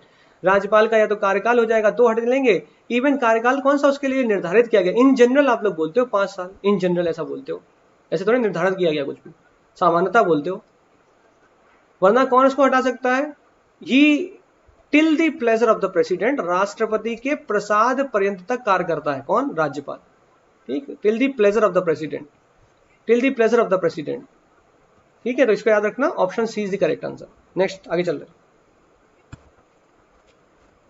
निम्नलिखित पर विचार करिए, विचार करिए, विचार करते हैं, क्या विचार करना है? उपयुक्त में से इसको अभी छोड़ते हैं, अभी फिलहाल के लिए छोड़ देते हैं, फिलहाल के लिए छोड़ देते हैं, थोड़ा गड़बड़ हो जाएगा, फिलहाल के लिए छोड़ देते हैं, ये भी छोड़ देते हैं। सिंपल सा क्वेश्चन उठाते हैं ताकि आपके दिल में थोड़ा एक डर खत्म हो जाए। जैसे एक वाला क्वेश्चन, सिंपल सा क्वेश्चन है और बहुत करीब है, यूपीएससी ने पूछा हुआ क्वेश्चन 2012 में पूछा है। The prime minister of India at the time of his or her appointment, अपनी नियुक्ति के समय प्रधानमंत्री के बारे में कुछ कथन लिखे। क्या? He need not necessarily be a member of one of the house of the parliament, but must become a member of one of the house within 6 months. यह आवश्यक नहीं है कि वह किसी भी सदन का मेंबर हो, लेकिन उसे उनमें से किसी एक सदन का मेंबर 6 माह के अंदर बनना पड़ेगा। दूसरा लिखा है He need not necessarily be a member of one of the house of the parliament, but must become a member of the लोक सभा within 6 months. यह आवश्यक नहीं है कि वह किसी सदन का मेंबर है, लेकिन 6 माह के अंदर उसे लोकसभा का मेंबर तो होना ही पड़ेगा, लोकसभा का मेंबर तो होना ही पड़ेगा। He must be a member of one of the house of the parliament, उसे किसी एक सदन का मेंबर तो होना चाहिए। और he must be a member of the Lok Sabha, उसे लोकसभा का मेंबर तो होना ही चाहिए। कब? जब उसकी नियुक्ति हो रही हो। ये कब लिखे कथन? जब उसकी नियुक्ति हो रही हो। तो आपको बताना इनमें से कौन सा कथन सही है। जब उसकी नियुक्ति हो रही हो, जब उसकी नियुक्ति हो तो क्या नियुक्ति के समय में he need not necessarily be a member of one of the house, यह आवश्यक नहीं कि वह किसी भी सदन का मेंबर हो, लेकिन हाँ 6 माह के अंदर उसे किसी भी सदन का मेंबर बनना पड़ेगा। यह आवश्यक नहीं है कि वह किसी हाउस का मेंबर ना हो, लेकिन उसे 6 माह के अंदर लोकसभा का मेंबर बनना पड़ेगा नियुक्ति से पहले। और ये नियुक्ति से पहले उसे लोकसभा का किसी एक सदन का मेंबर होना चाहिए, और नियुक्ति के दौरान उसे एक लोकसभा का मेंबर तो होना ही चाहिए। आपको आंसर बताना है, इसका आंसर क्या है।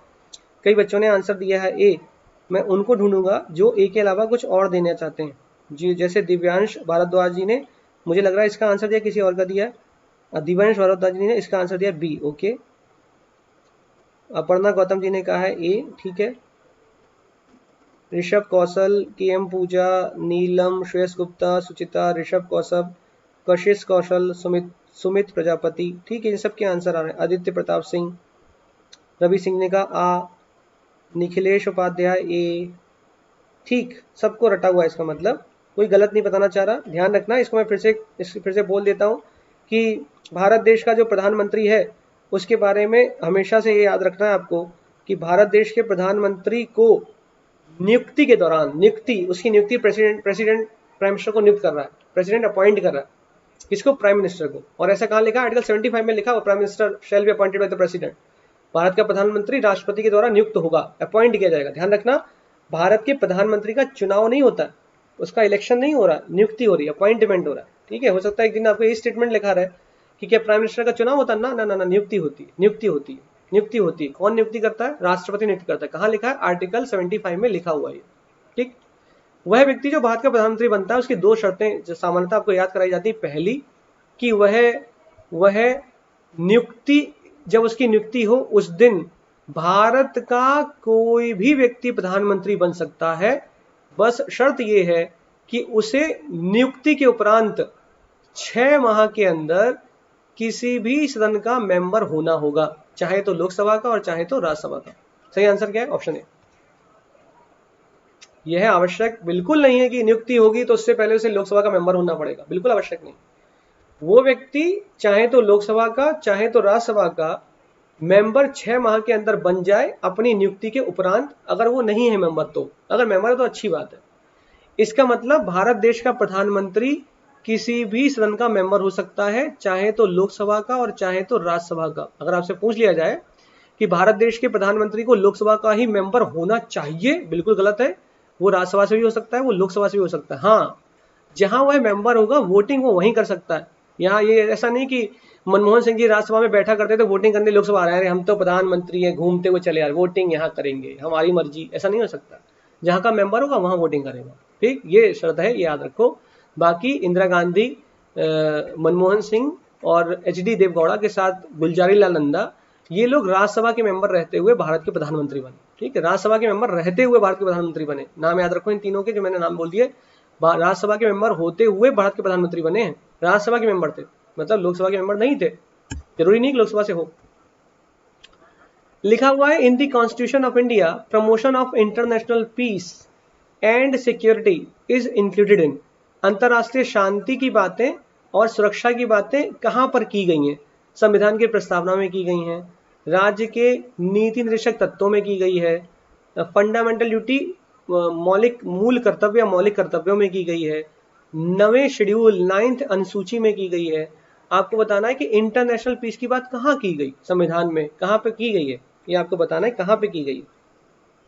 Preamble to the constitution, directive principle of the state policy, राज्य के निर्देशक तत्वों में की गई है। सारे आंसर बच्चे बता रहे हैं। जब आंसर सब सही बता रहे हैं तो हम कुछ नहीं बताएंगे। Option B is the right answer, एकदम सही। ठीक, अगला क्वेश्चन पे आ रहे हैं, अगले क्वेश्चन पे आ रहे हैं। क्वेश्चन लिखा है, इनमें से कौन राज्यपाल की डिस्क्रिशनरी पावर है? डिस्क्रिशनरी का मतलब है कि अपने विवेक के द्वारा उस शक्ति का प्रयोग, विवेक प्रयोग कर लेता है। जैसे जैसे भारत का राष्ट्रपति अपना विवेक प्रयोग नहीं करता, स्व विवेक का प्रयोग नहीं कर सकता, राज्यपाल स्व विवेक का प्रयोग कर सकता है। डिस्क्रिशनरी पावर है का मतलब संविधान में वर्णित है, संविधान में लिखी हुई है, इसकी पावर तो संविधान में लिखी है। डिस्क्रिशनरी पावर कौन सी उसकी डिस्क्रिशनरी पावर के अंतर्गत आती है? लिखा है, sending a report to the president of India for imposing the president rule. राष्ट्रपति शासन अगर लगाना है उसके लिए रिपोर्ट राज्यपाल के द्वारा भेजी जाएगी, यह उसका विवेकी शक्ति है, डिस्क्रिशनरी पावर है। दूसरा लिखा है, अपॉइंटिंग द मिनिस्टर, जो मिनिस्टरों को नियुक्त, मंत्रियों को नियुक्त करना, यह उसकी डिस्क्रिशनरी पावर है। Number third, reserving certain bill passed by the state legislature for consideration of the president. राष्ट्रपति के कंसिडरेशन के लिए, राष्ट्रपति की पुनर्वीक्षा के लिए बिल को रिजर्व कर लेना, यह उसकी डिस्क्रिशनरी पावर है, विवेकी शक्ति है। Making the rules to conduct the business of the state government, राज्य सरकार के बिजनेस को, ट्रांजैक्शन को चलाने के लिए कुछ नियम बना दे, यह उसकी विवेकी शक्ति है, डिस्क्रिशनरी पावर है। आपको बताने में से कौन से कथन सही है? 1 2 1 3 2 3 4 1 2 3 4। आपको पता होना चाहिए यूपीएससी के कई सारे बच्चे 3-3 4-4 घंटे पढ़ने के लिए बैठे रहते हैं, 3-3 4-4 घंटे। एक दो घंटे की तो बात छोड़ दो, वो लगे रहते हैं, जुटे रहते हैं कायदे से, वो हटते नहीं है। तो उन्हें पता है कि उद्देश्य उनका एग्जाम निकालना है। आप थक जाते हो, हार जाते हो, बच्चे कम होने लगते हैं कि नहीं अब अरे यार 1 घंटे से ज़्यादा नहीं, बस अब नहीं, हम ना पढ़िए पढ़िए संसारा, हमका मिला जिया बनहारा, हम नहीं पढ़ेंगे संसार पढ़ेगा बैठ के। ये श्लोक नहीं है, मैंने इसको मॉडिफाई कर दिया। सही आंसर क्या बता रहे हैं लोग? बी। ओके, कोई है जो कुछ और बताएगा?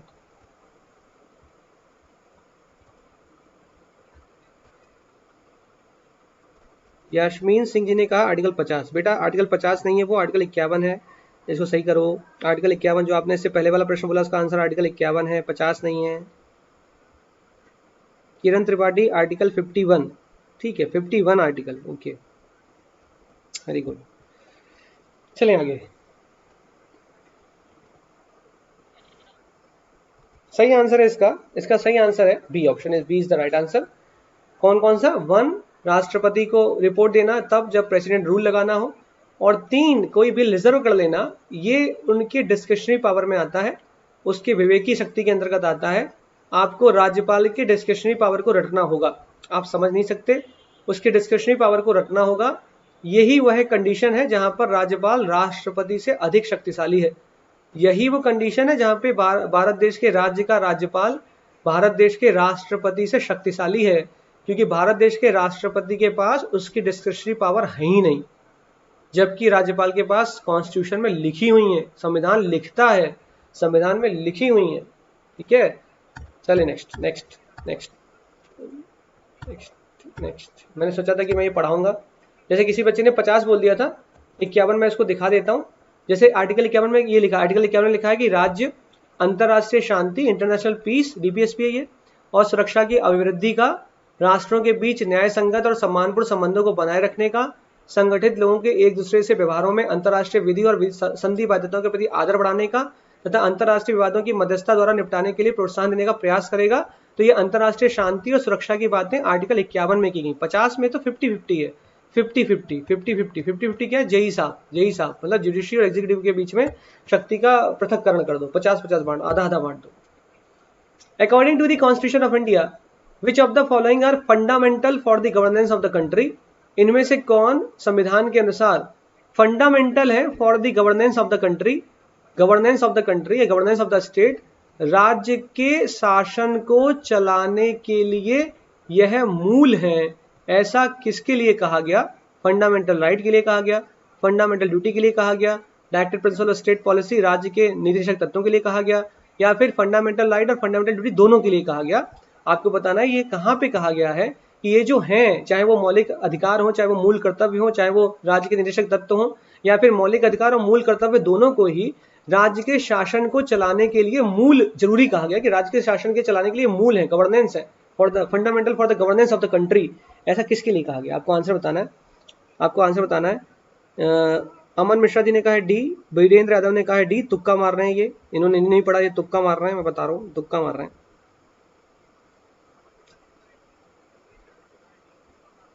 ठीक है, निखिलेश उपाध्याय, इनको क्वेश्चन मिल गया पक्का, तभी।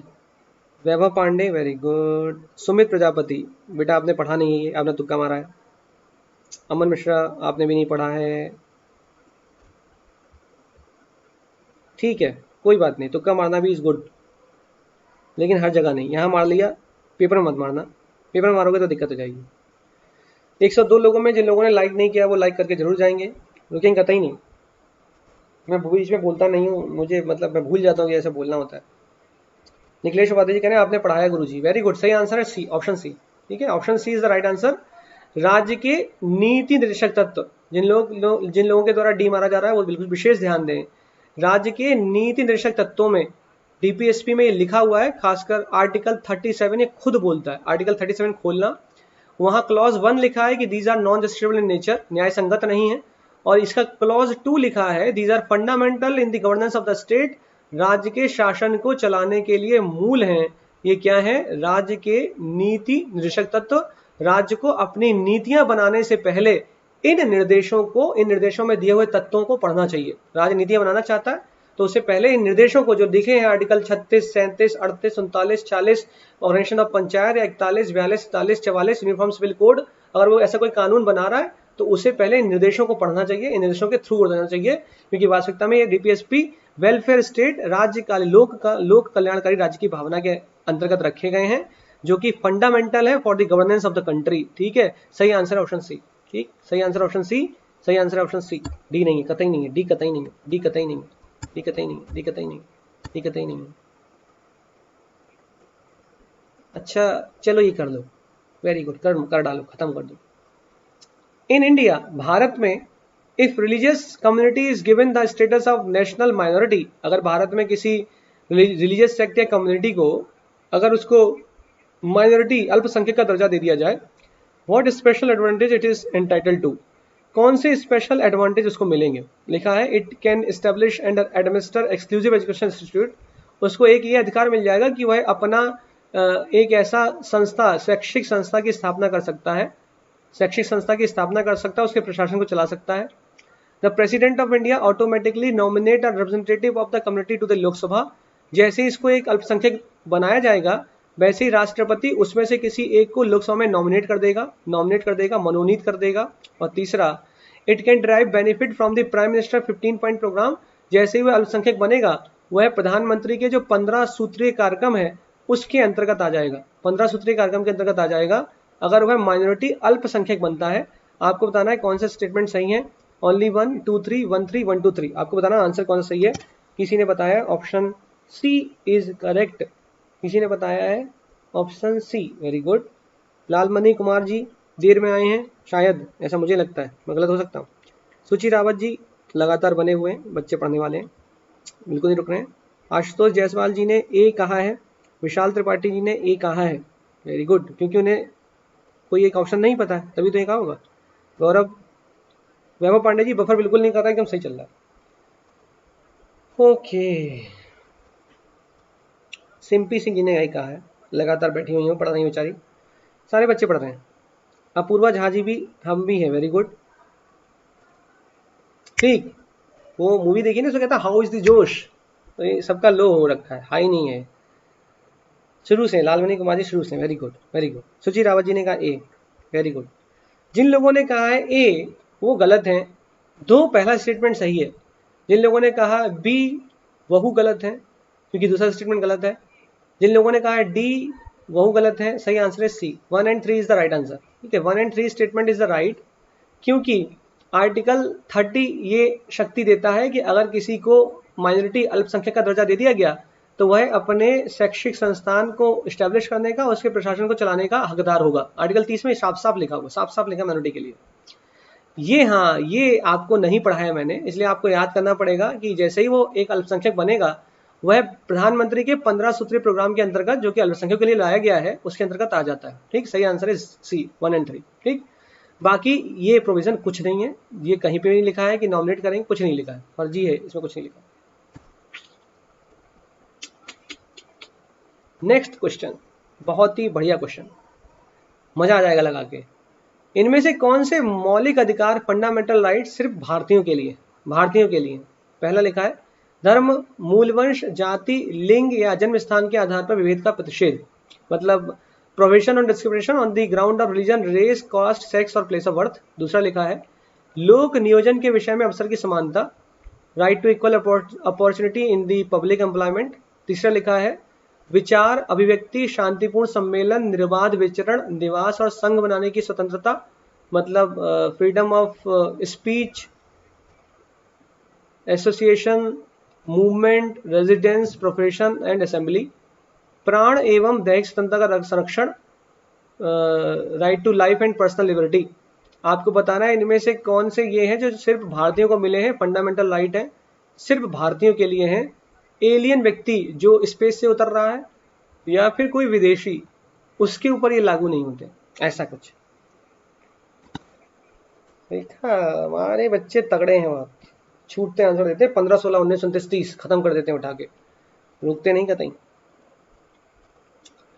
किसी का आंसर में सी दिखाई दे रहा है, इंद्रजीत कुमार जी ने, नहीं इंद्रजीत नहीं, सोनकर अवनीश ने सी कहा है। ठीक है, शिवम मिश्रा ने कहा है डी। बेटा लाला तुम पढ़ नहीं रहे हो, इसका मतलब तभी गड़बड़ हो रही है, वरना सही आंसर, कुछ तो आंसर सही दिए हैं, कुछ गलत दिए हैं। कहाँ गया रवि सिंह नाम का लड़का, बच्चा कहाँ गया, इसके आंसर नहीं आ रहे। श्वेश गुप्ता 15 16 19, वेरी गुड, उन्होंने थोड़ा सा लास्ट क्वेश्चन के थर्ड ऑप्शन को क्या करना है, हाँ 15 सूत्रीय प्रोग्राम के अंतर्गत आएंगे, बिल्कुल सही है, लास्ट क्वेश्चन का थर्ड ऑप्शन। वैभव पांडे जी ने कहा है सी। ठीक है, मैं तो देख रहा हूँ कौन गलत बता रहा है। ठीक है, सरला दीक्षित जी ने कहा है बी, वेरी गुड। पृथ्वी गुप्त बी, कशिश कौशल बी, सुचि रावत बी, ठीक, देखें आगे देखते हैं, हम रुकेंगे नहीं चाहे कुछ भी हो जाए। सोनी सौम्या जी ने कहा सी, अनुभूति श्रीवास्तव भी, ठीक है आप देख लेते हैं, आंसर देख लेते हैं, आंसर देख लेते हैं। देखो मैंने आपसे चिल्ला चिल्ला के बता रखा है, आर्टिकल 15, 16, 19, 29 और 30, ये जो आर्टिकल फंडामेंटल राइट हैं ये सिर्फ और सिर्फ भारतीयों के लिए हैं, सिर्फ और सिर्फ इंडियन जो भारतीय लोग हैं, भारत के नागरिक हैं, उनके लिए हैं। आर्टिकल 15 कहता है कि किसी भी व्यक्ति को उसके धर्म, मूल वंश, जाति, लिंग या जन्मस्थान के आधार पर आप उसके साथ विभेद नहीं कर सकते। फॉर एग्जाम्पल सबरीमाला टेम्पल में महिला घुस रही थी, तो वो क्योंकि लिंग के आधार पे उनका जेंडर क्योंकि फीमेल है, इसलिए आप ऐसा नहीं कर सकते अंदर नहीं जाओगे तुम तो फीमेल हो, ऐसा नहीं हो सकता। आर्टिकल 16 कहता है कि right to equal opportunity in the public employment, अगर पब्लिक एम्प्लॉयमेंट है तो वहाँ पे इक्वल अपॉर्चुनिटी लोगों को समान अवसर देने चाहिए। ये बात अलग है, अवसर समान नहीं होता क्योंकि आर्टिकल 16 का क्लॉज 4 अपवाद है, वही लिखा हुआ है। आर्टिकल 19 कहता है कि आर्टिकल 19, अब विदेशी आके थोड़ी ना बोलेगा, विदेशी कहेगा कि हमारे साथ विभेद हो रहा है, provision on discrimination on the ground of religion, वहाँ भारत का रिलीजन धर्म का, भारत का धर्म तो है नहीं, रेस, जब रेस जो है ही नहीं भारत का, रेस कहाँ से उसकी आई, रिलीजन, रेस, कास्ट, जाति कहाँ से आ गई, सेक्स और प्लेस ऑफ बर्थ, लिंग हो सकता है उसका कि हाँ हम पुरुष हैं या महिला हैं, लेकिन आर्टिकल 15 उसके लिए नहीं है, भारतीयों के लिए बस है, विदेशी के लिए नहीं। 16 विदेशी के लिए नहीं, भारतीय के लिए। 19 विदेशी के लिए तो कतई नहीं, भारतीयों के लिए। 29 और 30 ये अल्पसंख्यक की बातें करते हैं, तो वो भारतीयों के लिए है, सिर्फ विदेशियों के लिए नहीं है। ये लिखा है आर्टिकल 15, ये लिखा है आर्टिकल 16, ये लिखा है आर्टिकल 19 और ये लिखा है आर्टिकल 21। तो मैंने आपसे बोला 15, 16, 19, 29, 30, तो 15, 16, 19, 1, 2, 3 ऑप्शन बी। ये तो 21 आर्टिकल तो सबके लिए, right to life and personal liberty तो हर किसी के लिए, right to life and personal liberty तो हर किसी को है भाई। अगर कोई व्यक्ति विदेश से भारत में आता है और उसको ऑक्सीजन की रिक्वायरमेंट है, तो हम थोड़ी कहेंगे तुम तो विदेशी हो, फंडामेंटल राइट तुम्हारा तो नहीं है, जाओ, ऐसा थोड़ी ना कहोगे, उसको भी तो देना पड़ेगा, उसके भी तो दैहिक स्वतंत्रता, उसका भी तो जीवन है, उसको भी तो जीवन का पालन करना पड़ेगा। थोड़ी ना हो सकता पुलिस गई और दो झापड़ मारेगी, तट विदेशी हो ना, आओ जेल में ठोसेंगे, ऐसा थोड़ी हो सकता है, क्योंकि उसका भी तो right to life and personal liberty है, उसको भी घूमने की आजादी है कि दिल्ली में घूमेगा वो। आज़ादी का मतलब ये नहीं कि घूमते हुए चिल्ला रहा है कि हाँ भारत मुर्दाबाद, भारत, ये नहीं कर सकता वो, लेकिन हाँ आज़ादी है, वो उसको right to life and personal liberty है, लेकिन उसके right to life and personal liberty को संरक्षित नहीं किया गया आर्टिकल 19 के अंतर्गत। ऐसा नहीं बोला गया कि आर्टिकल 19 के अंतर्गत कुछ भी कर लोगे। हाँ, राइट टू लाइफ है, जीने का अधिकार तो आपको है, आप चाहे भारतीय हो चाहे आप विदेशी हो, आपको जीने का अधिकार तो होगा। आपकी दैहिक स्वतंत्रता की आज़ादी, तो दैहिक स्वतंत्रता तो आपको मिलेगी, ठीक है, क्या पहन रहे क्या खा रहे हो तो मिलेगा आपको आज़ादी। तो 1, 2, 3, बाकी 4th आर्टिकल 21 विदेशियों और भारतीय दोनों के लिए है, विदेशी भारतीय दोनों के लिए है, लेकिन 15, 16, 19, 29, 30 ये सिर्फ भारतीयों के लिए। आर्टिकल फंडामेंटल राइट याद रखो, इसको पूछे जाते हैं, बहुत ज्यादा पूछेगा। नेक्स्ट चल लें।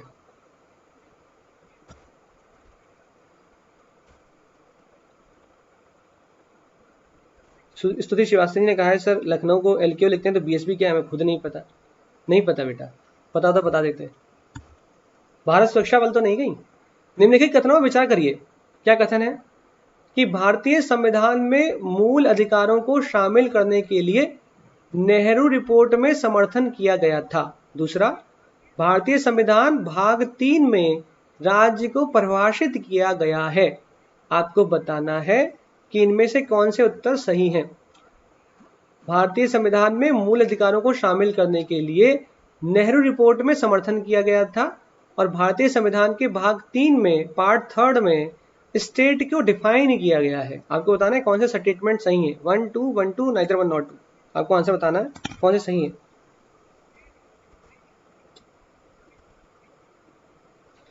बेटा सिटीजनशिप आपको नहीं पढ़ना है, जो निखिलेश उपाध्याय, सिटीजनशिप मत पढ़ो क्यों, परेशान हो जाओगे।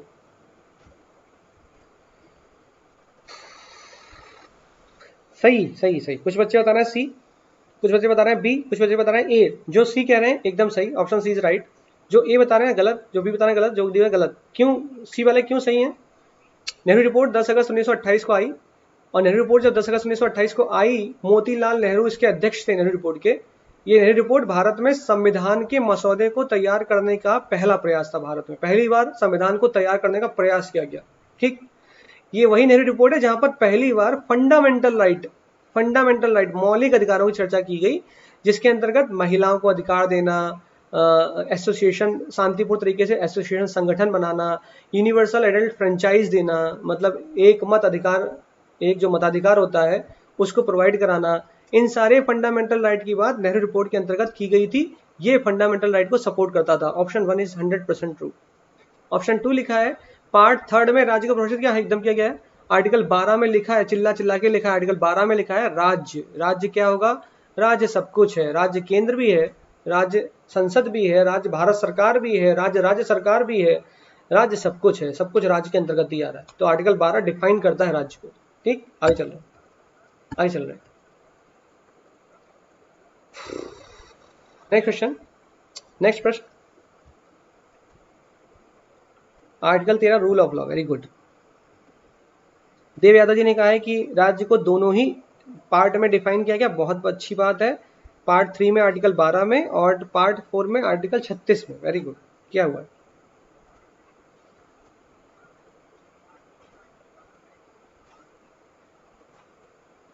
सुमित प्रजापति, आर्टिकल 12 में राज्य की परिभाषा। बहुत बढ़िया, चलें आगे। अगला प्रश्न दिख रहा है आपको, आपको बताना है कि राष्ट्रपति के पदावधि के संबंध में कौन से कथन सही हैं। टेन्योर को लेकर बातें लिखी हैं कि भारत का राष्ट्रपति शपथ ग्रहण करने की तारीख से 5 वर्ष की अवधि तक पद धारण करेगा, पहला स्टेटमेंट। दूसरा, राष्ट्रपति की पदावधि समाप्ति के पश्चात वह अपने पद पर नहीं रहेगा चाहे उसके उत्तराधिकारी ने पद ग्रहण नहीं किया हो। अगर राष्ट्रपति का टेन्योर 5 साल है और मैं राष्ट्रपति हूं, मेरा टेन्योर आज तक है, आज रात 12 बजे मैं निकल जाऊंगा ऑफिस से, अब चाहे राष्ट्रपति आए चाहे ना आए, मैं तो राष्ट्रपति नहीं बनने वाला, मैं तो राष्ट्रपति का पद नहीं निभाऊंगा। तीसरा स्टेटमेंट, राष्ट्रपति अपना त्यागपत्र उपराष्ट्रपति को सौंपेंगे, राष्ट्रपति को गुस्सा आ गया, वो उपराष्ट्रपति को जाकर त्यागपत्र देंगे। राष्ट्रपति के द्वारा उपराष्ट्रपति को संबोधित त्यागपत्र की सूचना उसके द्वारा लोकसभा के अध्यक्ष को तुरंत दी जाएगी। लिखा है कि राष्ट्रपति जैसे ही उपराष्ट्रपति को त्यागपत्र देते हैं, इसकी सूचना उस उपराष्ट्रपति के द्वारा लोकसभा के अध्यक्ष को तुरंत दी जाएगी। आपको बताना है इनमें से कौन सही कथन है। पहला स्टेटमेंट, दूसरा स्टेटमेंट, तीसरा स्टेटमेंट या चौथा स्टेटमेंट, क्या पता नहीं कौन सा स्टेटमेंट।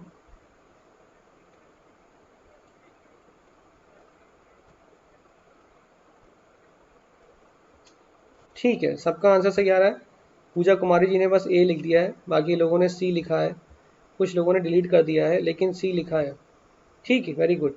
डी, निखिलेश उपाध्याय जी ने डी कहा है। इस बार चुके हैं ये, लेकिन कोई बात नहीं, चुकने में तो अच्छी बात है, चुकना इज गुड। दीपक कुमार जी ने ए कहा है, दीपक कुमार जी ने ए कहा है, कोई बात नहीं। चलिए देख लेते हैं। एक लिविंग ड्रीम जी ने सी कहा, चलिए लिविंग ड्रीम जी हमको दिख गए, सी, इन्होंने सी बोला, वेरी गुड। चलो देखते हैं, देख लेते हैं एक बार। पहला स्टेटमेंट जो लिखा है शपथ ग्रहण करने की तारीख से 5 वर्ष, ठीक है। दूसरा स्टेटमेंट लिखा है कि राष्ट्रपति की, जिन्होंने ये बोला उनके लिए मैं समझा रहा हूं कि दूसरा स्टेटमेंट गलत क्यों है। राष्ट्रपति अपने टेन्योर तक तो उस ऑफिस के अंदर बैठेगा जब तक टेन्योर है, ठीक, लेकिन जब तक नया राष्ट्रपति नहीं आ जाता तब तक राष्ट्रपति उस जगह को नहीं, राष्ट्रपति के पद को नहीं त्याग देता, तब तक वो रहता है वहां पे, ठीक, जब तक नया राष्ट्रपति आ ना जाए। नया राष्ट्रपति आएगा उस दिन वो हट जाएगा। राष्ट्रपति अपना त्यागपत्र उपराष्ट्रपति को देते हैं, एकदम सही बात है, राष्ट्रपति अपना त्यागपत्र देता है उपराष्ट्रपति को। ऐसे डायग्राम बना लो, ये याद रखो, ठीक। नंबर 4 मोस्ट इंपॉर्टेंट स्टेटमेंट है, राष्ट्रपति के द्वारा उपराष्ट्रपति को संबोधित त्यागपत्र की सूचना उनके द्वारा तुरंत लोकसभा के अध्यक्ष को दी जाती है, एकदम सही स्टेटमेंट है। Answer C is correct, 134, option C is correct, 134, ठीक, ऑप्शन सी इज करेक्ट, 134। ये इंग्लिश में हो सकते हैं, ये लो इंग्लिश का क्वेश्चन, ऐसा क्या बोल दिया, इंग्लिश में बोलेंगे, ये लो इंग्लिश में लो, पूछ रहा हूँ इंग्लिश में। विच of the following subjects come under state list, इनमें से कौन से सब्जेक्ट्स हैं, सूचियां हैं जो राज्य की सूची के अंतर्गत आते हैं, जो विषय हैं वो राज्य की सूची के अंतर्गत आते हैं। Trade unions, adoption and succession, trade, commerce, आपको बताना है इनमें से कौन राज्य के स्टेट लिस्ट, राज्य सूची में, राज्य सूची के वो विषय जो राज्य सूची के अंतर्गत आते हैं। Trade union, adoption and succession, trade, commerce, ये आपका होमवर्क है।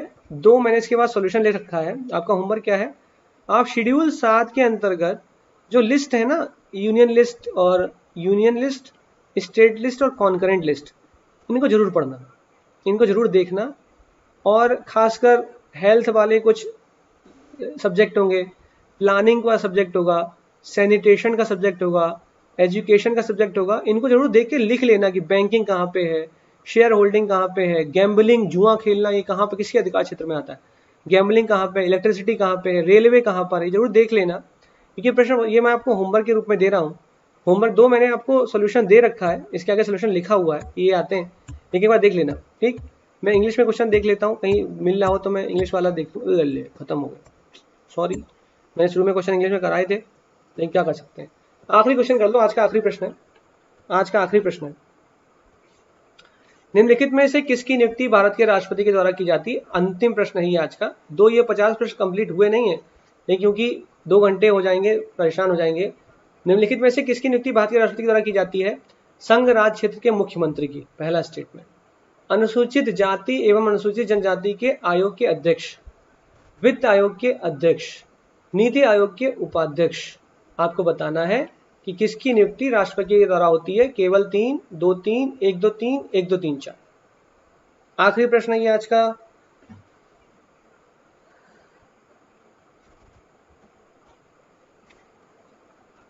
ये आज का आखिरी प्रश्न बा। सुची रावत जी ने कहा है ऑप्शन बी, ठीक है। अमित श्रीवास्तव ऑप्शन बी, सुची रावत मैंने नाम ले लिया, मैंने नाम ले लिया। सुची रावत जी, अरे मैंने देख लिया भाई, ऑप्शन बी आपका। स्टडी बाय हिमांशु बी, ठीक है। ठीक है का मतलब आपने ऑप्शन दिया ये ठीक है, ये आंसर ठीक है कि मुझे नहीं पता। नहीं कहा जी इन्हें तो आंसर ठीक कर दिया, हम तो डिसलाइक मारेंगे, इन्हें गलत बता दिया। चले चले चले, please continue class till 7 PM। अच्छा ठीक है, 7 PM तक चलाते हैं। संघ राज्य क्षेत्र के मुख्यमंत्री की नियुक्ति, अभी भी मैं आपको चिल्ला के बोला हूँ, प्रेसिडेंट करता है, सही, एकदम सही। National schedule caste commission, national schedule caste commission और नेशनल शेड्यूल ट्राइब कमीशन, इन दोनों के अध्यक्ष की नियुक्ति राष्ट्रपति करता है, एकदम सही। वित्त आयोग के अध्यक्ष राष्ट्रपति नियुक्ति करता है, एकदम सही। नीति आयोग का उपाध्यक्ष, ये भाई साहब कौन है हम नहीं जानते, ये भाई साहब कौन है, इनकी नियुक्ति नहीं की जाती राष्ट्रपति के द्वारा। Option C is the right answer. ठीक, अब आखिरी प्रश्न और कर लेते हैं, ये आखिरी है, ये आखिरी, इसके बाद नहीं पढ़ेंगे, इसके बाद नहीं पढ़ेंगे, आखिरी ये लास्ट क्वेश्चन है, ठीक है, लास्ट क्वेश्चन है, इसके बाद नहीं पढ़ेंगे, ये लास्ट क्वेश्चन है, इसके बाद नहीं पढ़ेंगे। निशी गुप्ता जी, अभी तो पॉलिटी क्लास नहीं है, दो मैंने ये बोला है कि मैराथन अगर पॉलिटी की करा दी जाए, अभ्युदय के प्लेटफॉर्म के अंदर मैराथन हो जाए, तो जिन बच्चों के द्वारा पॉलिटी थोड़ी कमजोरी की वो कवर हो जाएगी। ये आपको ही कहना पड़ेगा कि आप मैराथन हो कि ना हो। आप अगर रुचि दिखाएंगे मैराथन हो जाए तो पॉलिटी की मैराथन हो सकती है। ठीक, मैराथन मतलब 3-4 घंटे क्लास लगातार, जिसमें 2 या 3 क्लास में आपका पॉलिटी जो भी आपने जैसे पढ़ा होगा वो खत्म हो जाएगा। लेकिन उसके लिए फिर ये कि बच्चों का एक झुंड होना चाहिए जो तैयार हो पढ़ने के लिए, ये नहीं होना चाहिए आए और चल दिए, वो नहीं हो सकता। तो इस क्वेश्चन में लिखा हुआ है कि आप बताइए कौन से स्टेटमेंट सही हैं। भारत के राष्ट्रपति को केवल महाभियोग के आधार पर हटा सकते हैं, इम्पीचमेंट के बेसिस पे हटा सकते हो। भारत के राष्ट्रपति पर महाभियोग लगाने का अधिकार संसद के दोनों सदनों के पास है, दोनों ही सदन इम्पीचमेंट लगा सकते हैं। भारत के राष्ट्रपति पर महाभियोग का प्रस्ताव उस सदन के उपस्थित और मत देने वाले सदस्यों के 2/3 बहुमत के द्वारा पारित होने चाहिए। लिखा हुआ है कि भारत के राष्ट्रपति पर महाभियोग का प्रस्ताव उस सदन के उपस्थित और मत देने वाले प्रेजेंट एंड वोटिंग वाले सदस्यों के 2/3 बहुमत के द्वारा पारित होना चाहिए। आपको बताना है इनमें से कौन से कथन सही है।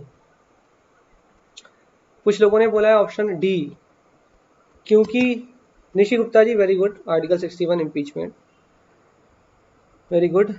जो लोग ऑप्शन डी बता रहे हैं, अब मेरा उनसे विशेष आग्रह, जो डी बता रहे हैं, और ये मैं क्वेश्चन आपको होमवर्क के रूप में छोड़ के चल रहा हूँ, प्रेसिडेंट के चैप्टर में पहुंचना है, प्रेसिडेंट के चैप्टर में पहुंचना, लक्ष्मीकांत में प्रेसिडेंट के चैप्टर में पहुंचना, और जितने पॉइंट मैं इस तरीके से बना देता हूँ, डायग्राम बना देता हूँ, इस डायग्राम में लिखना, ये मैं 5 इस प्रकार से खींचना, 1 2 3 4 5 6 बिंदु में सारी चीजें लिख देना। जैसे फॉर एग्जाम्पल बता देता हूँ कैसे।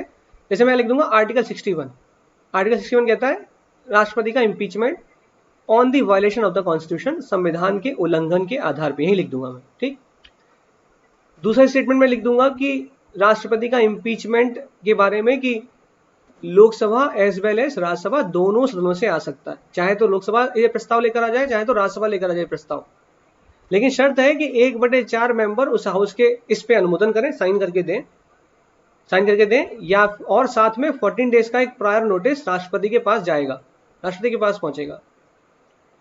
ये जो राष्ट्रपति का इम्पीचमेंट है, इस पे संसद के सभी लोग पार्टिसिपेट करते हैं, मेंबर ऑफ पार्लियामेंट इसमें पार्टिसिपेट करते हैं। ठीक, ध्यान रखना इस चीज को, ठीक है। और चौथा स्टेटमेंट, ये आपको पता करना है कि मेजोरिटी कैसी होगी, बहुमत कैसा होगा, ये आपको खुद होमवर्क है, आपको देखना पड़ेगा। ठीक, बहुमत कैसा होगा ये आपको देखना है, तो बहुमत आपको खुद देखना है कैसा है, ये आपको बहुमत खुद देखना है। ठीक, बाकी क्लास आपकी यहीं तक है आज। थैंक यू सो मच, पढ़ते रहिए, लाइक वाइक करके जाइए, चैनल को सब्सक्राइब करिए, नोटिफिकेशन बेल आइकन पे प्रेस करिए। प्रियांशु दुबे, मैंने आपसे बोला टेलीग्राम पे आप अगर प्रियांशु दुबे सर्च करेंगे, जो कि मैंने आपको सबसे पहले ही अपनी टेलीग्राम आईडी दिखा दी थी, तो आप वहाँ पे ऐड हो सकते हैं। ये पीडीएफ जो लोग एनरोल हैं अभ्युदय के अंतर्गत उनको तो मिल ही जाएगी, जो पढ़ना चाहते हैं कुछ और, तो मैं डेली बेसिस पे कुछ ना कुछ पीडीएफ वहाँ डालता रहता हूँ टेलीग्राम पे, प्रियांशु दुबे 1 2 3 पे, मतलब कोई चार्ज नहीं हो, फ्री ऑफ कॉस्ट है, कुछ भी वहाँ पर नहीं लगता। तो आप वहाँ पे जुड़ जाएंगे तो मैं कुछ ना कुछ वहाँ पे ऐड ऑन करता रहता हूँ। ठीक, पढ़ने के लिए, जो पढ़ना चाहते हैं वो, इसलिए नहीं कि हाँ बस कुछ मिल रहा है तो पहुँच जाओ, तो पढ़ते रहिए। Thank you so much. अगला आपका शनिवार को क्लास होगी, फिर वही टॉप 50 पॉलिटी के पार्ट 2 आएगा, जिसमें टॉप 50 रहेंगे, या फिर हिस्ट्री के टॉप 50 रहेंगे, या फिर मैराथन क्लास हो सकती है। बाकी पढ़ते रहिए। जय हिंद जय Bharat. Thank you so much.